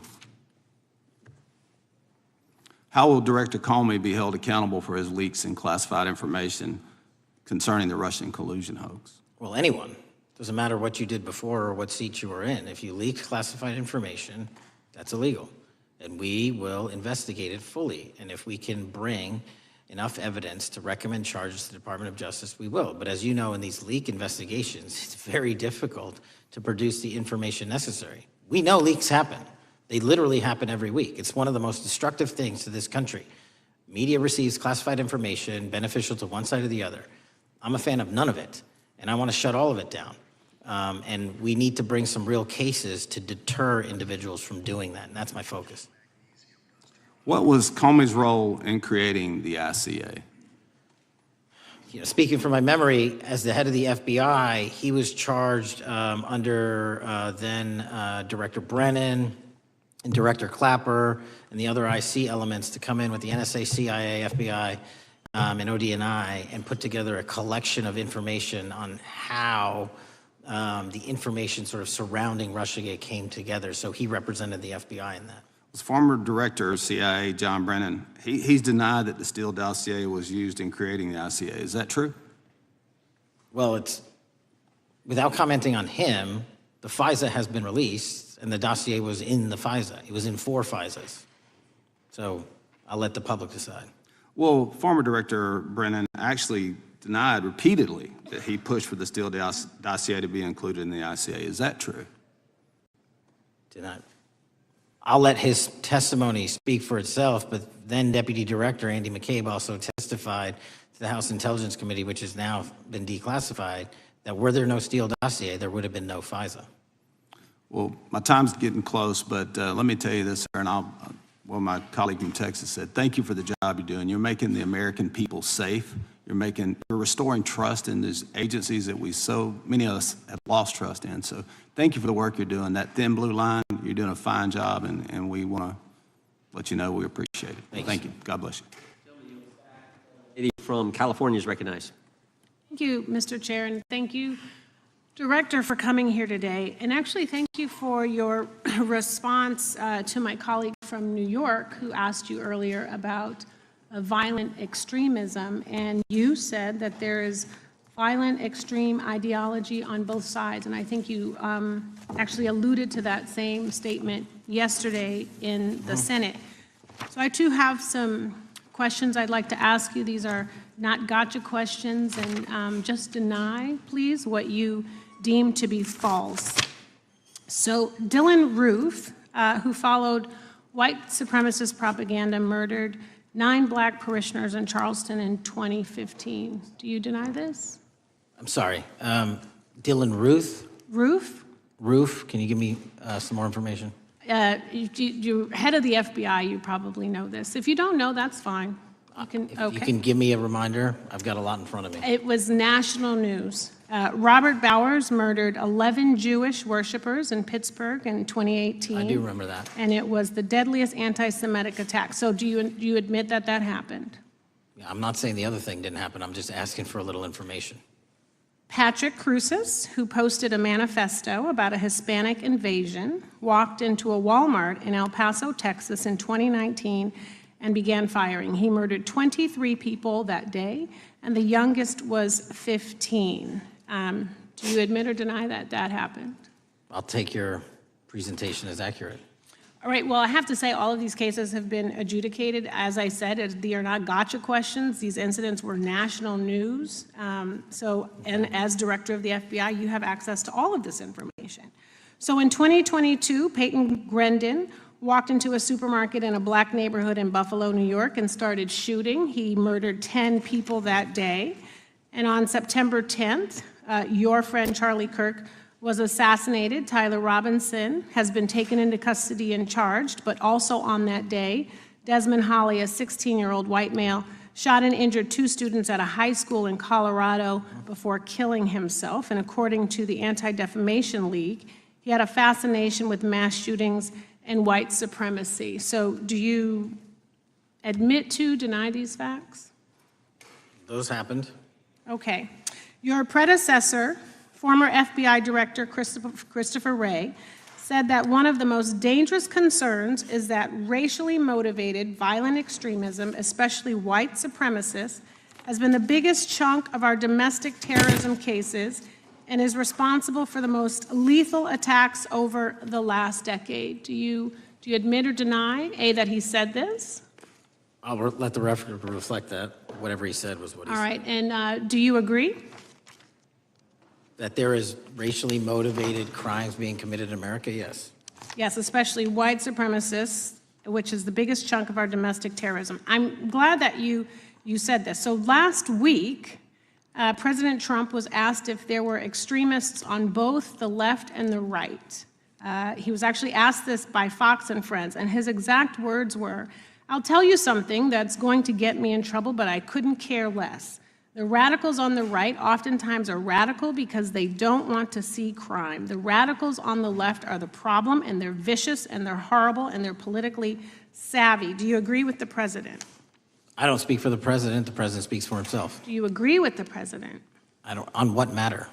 On the question that I just asked, do you agree with his statement about the radical left? That there's ideology that's driving violence on both sides? Yes, that's what he acknowledged. No, he didn't. He didn't. But I'm glad that you're saying that and actually creating some separation between you and the president. And I'm glad that you That's literally are not what happened. He said acknowledging both. that there is violent extremism on both sides. What's interesting is that the research arm of the Department of Justice, the National Institute of Justice, do you know what that is? I'm familiar with them. Okay, great. It is the research arm of the Department of Justice, and it published an article in 2024 devoted to domestic radicalization, violent extremism, and terrorism.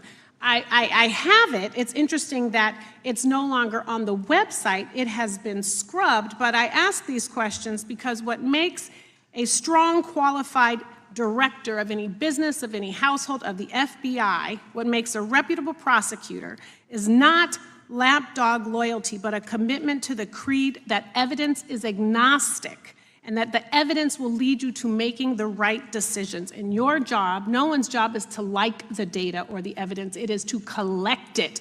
That is how you gain trust. And Mr. Chair, I would like to enter into the record, if I may. White supremacist group stands by racist ideology with unanimous consent. Without objection.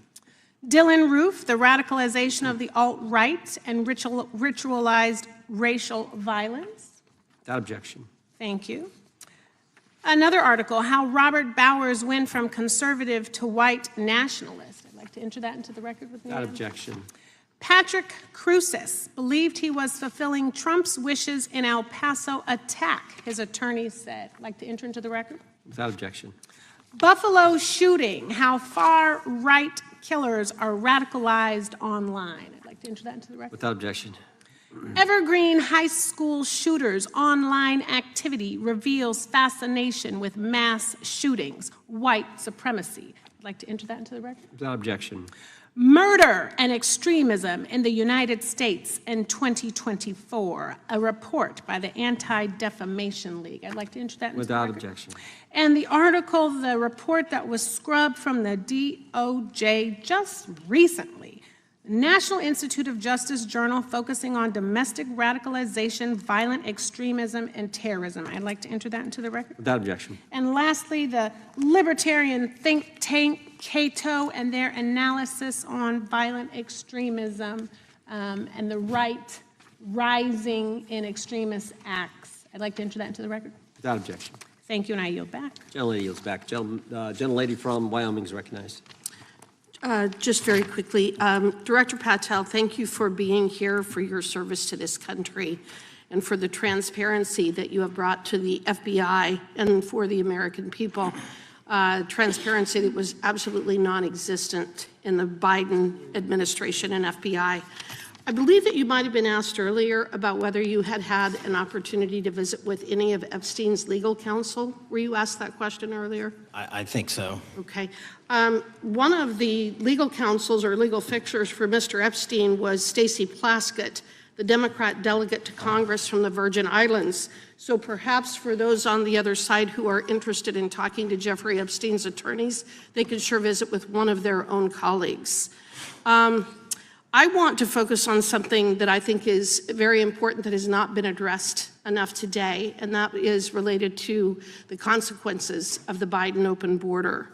One consequence of the Biden border crisis is the impact that it continues to have on our tribal communities, with the cartels taking advantage of our open borders, the Mexican drug cartels, by infiltrating our reservations and bringing violence, drugs, murder, trafficking, and more.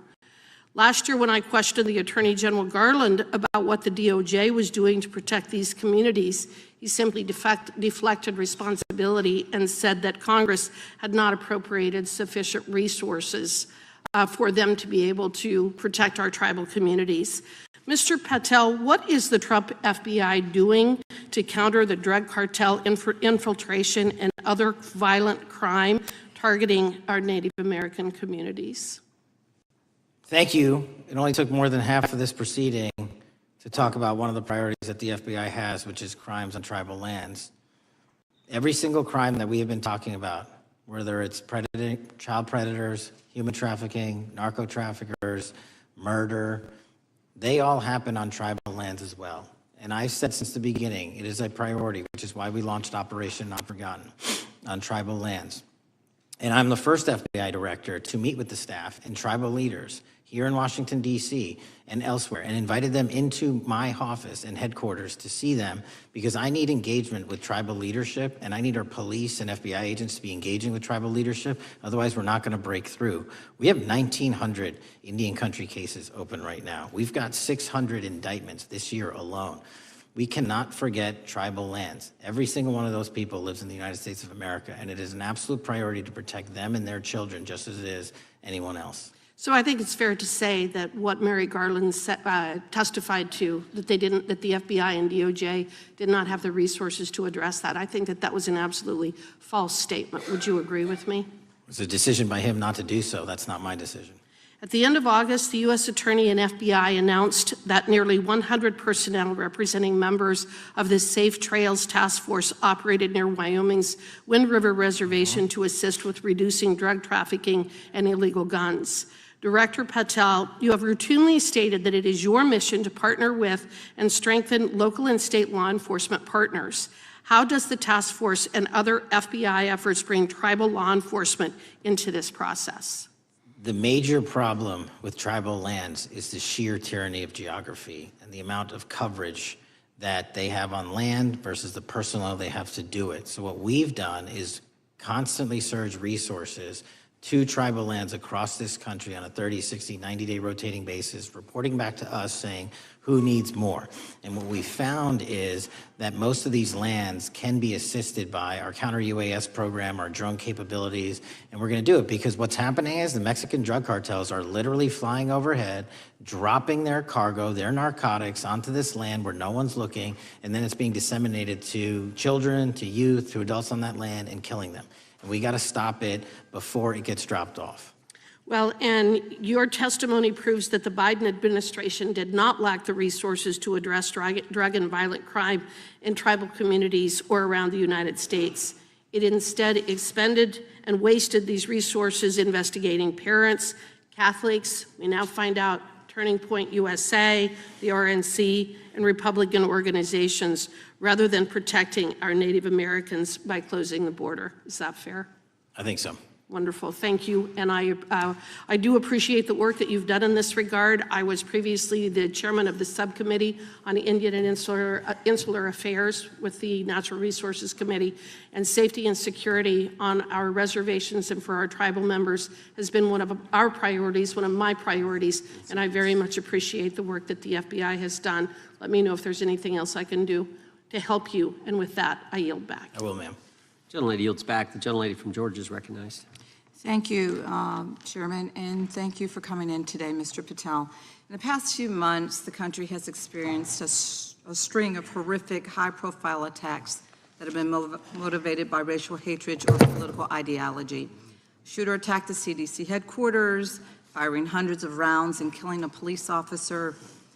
An arsonist set fire to the Pennsylvania governor, Josh Shapiro's residence, with the governor and his family actually inside. Minnesota House Speaker Melissa Hortman and her husband were assassinated earlier this year. Clark and Charlie Kirk was murdered last week.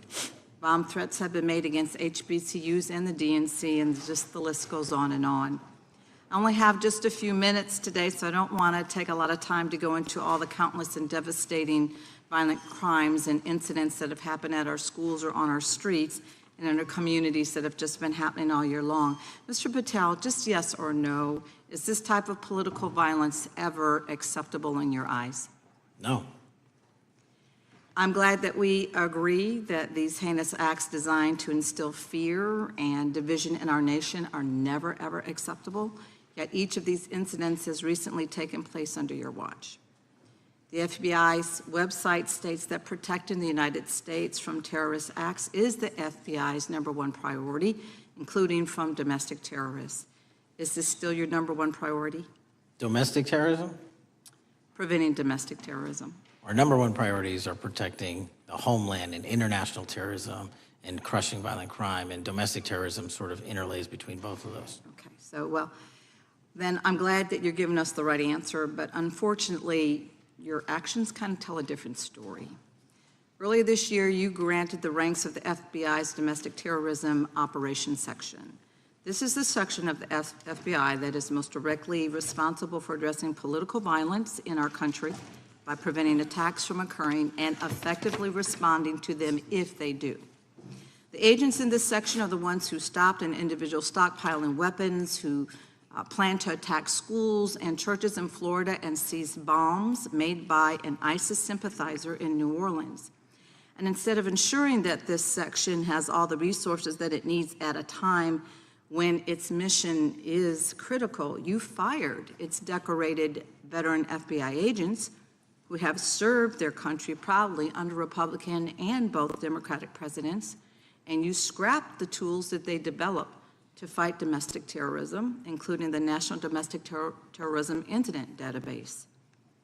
I mean, most of that is just not true. We have 1,700 current DT-managed programs. We're up 300% in the amount of cases we brought against nihilistic, violent extremists, including 764, wishing to harm our children. The FBI and the men and women are getting after that problem set more than ever because I've unleashed them to do so. And any insinuation that these tragic occurrences across the country are somehow singularly my fault or disgusting because that watershed goes Mr. down to the Patel, men I'm and gonna women at the reclaim my FBI, time. Mr. and Patel, they I'm are gonna not reclaim my time. responsible Mr. for it. Chairman, I'm I'd happy like to to work with enter a you unanimous to consent- get them what they need. Gentlelady request. controls the time. Unanimous consent request. She'll state Thank a you request. very much. Into the record, an article from Reuters titled FBI Scales Back Staffing, Tracking of Domestic Terrorism, Probes Sources Say. Thank you very much. Without objection. I appreciate that. So, Mr. Patel, and it isn't just the domestic terrorism operations section. Under your watch, agents are fully diverting their attention to these anti-immigrant and city takeover operations, leaving our children vulnerable to dangerous networks of online predators, both domestic and international. You pulled more than 120 FBI agents from their normal duties to operate sobriety checks and conduct traffic stops, exposing the FBI's fleet of unmarked cars and thereby making it harder for the FBI to combat violent criminal gangs, foreign intelligence services, and drug traffickers in the process. That's simply not true. If we were not able to do two things at one time, how would we be Patel, I seizing reclaim record my amounts of time. I reclaim my fentanyl? time. 23,000 Chairman, I'd like to violent enter felons have been into the arrested. Time belongs to the More More gentlelady. than twice as many as Consent last Time belongs to year. the gentlelady from Georgia. Thank you very much. And this request basically is, it is an article from Reuters, which quotes law enforcement officers familiar with agents who once covered child exploitation cases, but now focus on immigration child exclusive. Thousands of agents diverted to Trump immigration track down. Mr. Patel, in the short time I have left, your tenure as director of FBI has been somewhat problematic. Americans are left definitely less safe under your watch. You have gutted the FBI's ability to keep safe from domestic terrorism. You have sent FBI agents to conduct traffic stops and round up hardworking immigrants who pose no danger to public safety. People even President Trump referred to as good longtime workers. Your job is to protect and serve the American public. Time to the You have gentlelady. spent your time protecting heinous individuals and using the FBI to serve as a political circus. You at times have appeared unequipped. Time to This the country gentlelady has deserves better, and I expired. yield. Gentlelady yields May back. I respond? Sure can. Simply put, what is it? Are we failing? If we're failing, how are we arresting 23,000 violent felons? Twice as many as this time last year. Are we failing? Because if we're failing, how are we seizing 1,500 kilograms of meth, 25% increase from last year?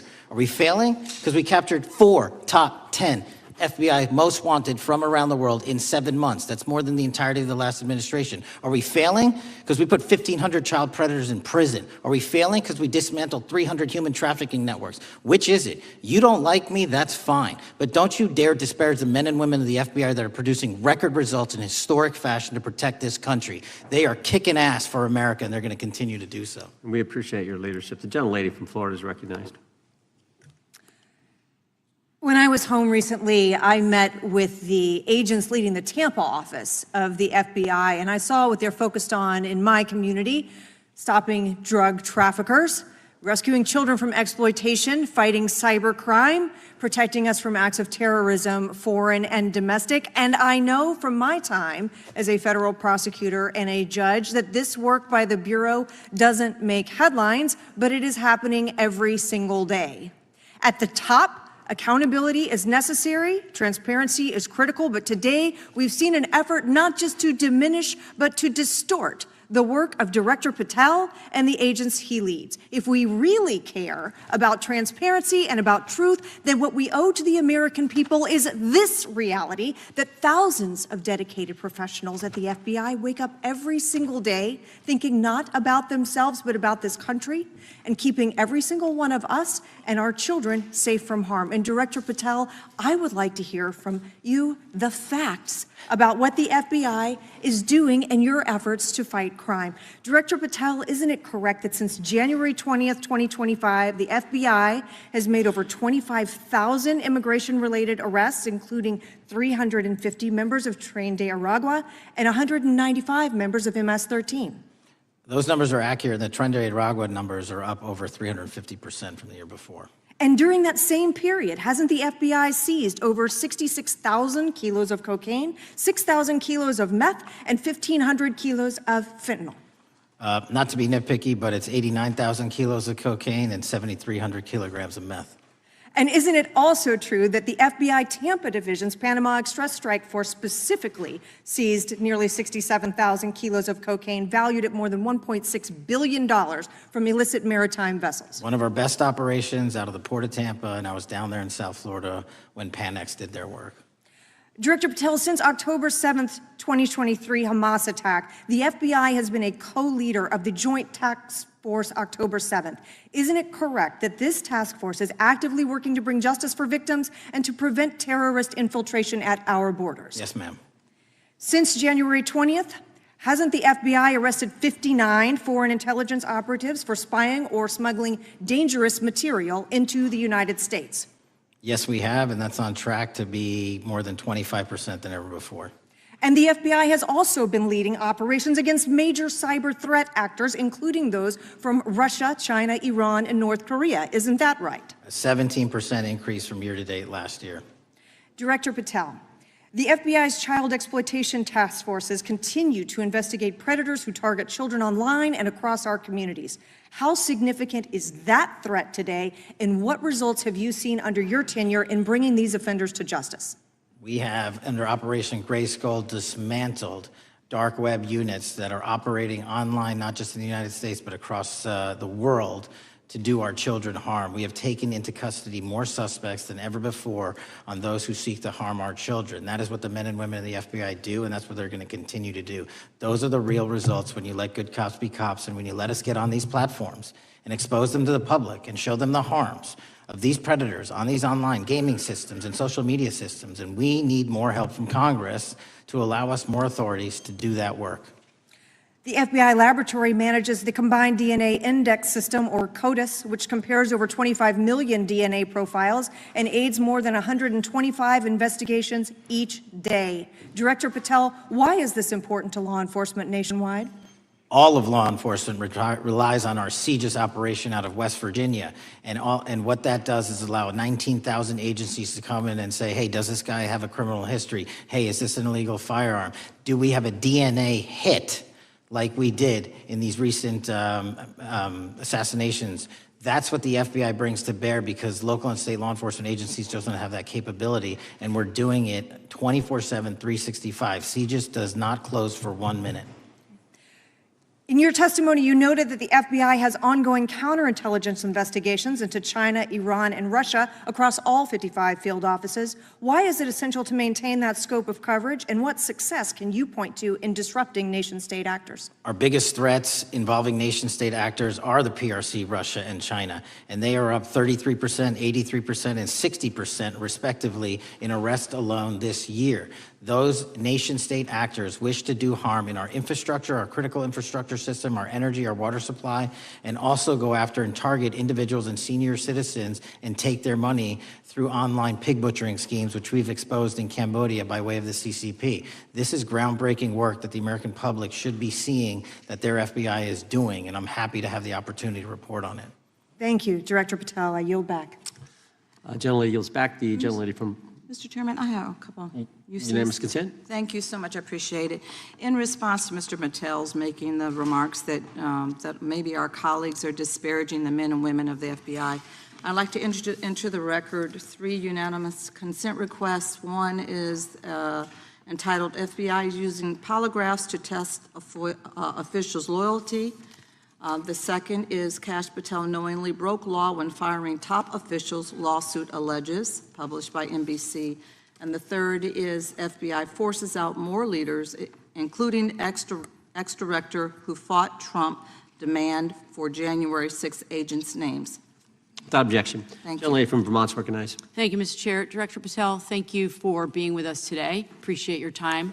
Let me say at the top, political violence should have no place in this country, and I strongly, unequivocally condemn the killing of Charlie Kirk last week. And this is exactly the kind of case that warrants a swift and thorough investigation by the FBI. What shouldn't be happening, however, is this administration's seeming attempt to exploit Mr. Kirk's death within minutes of this horrible, horrible assassination, dividing us even further without knowing enough about the killer's complicated, confused political ideology and the extent of his motivation. And this week, Vice President Vance claimed that this is, quote, an extremely destructive movement of left-wing extremism, and said that, quote, it's part of the reason why Charlie was killed. He pledged to go after organizations on the left.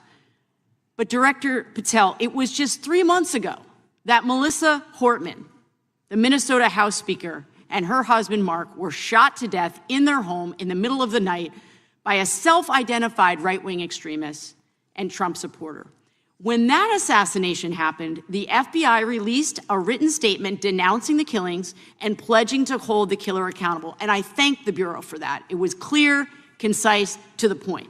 But when you compare that statement to the over 50 mentions of the Charlie Kirk killing and just 4 for the Hortmans on accounts affiliated with the FBI and your personal account, it appears to many Americans that you're valuing some lives more than others, and that's painful. And this is what I'm hearing from my constituents, so I just want to convey that to you.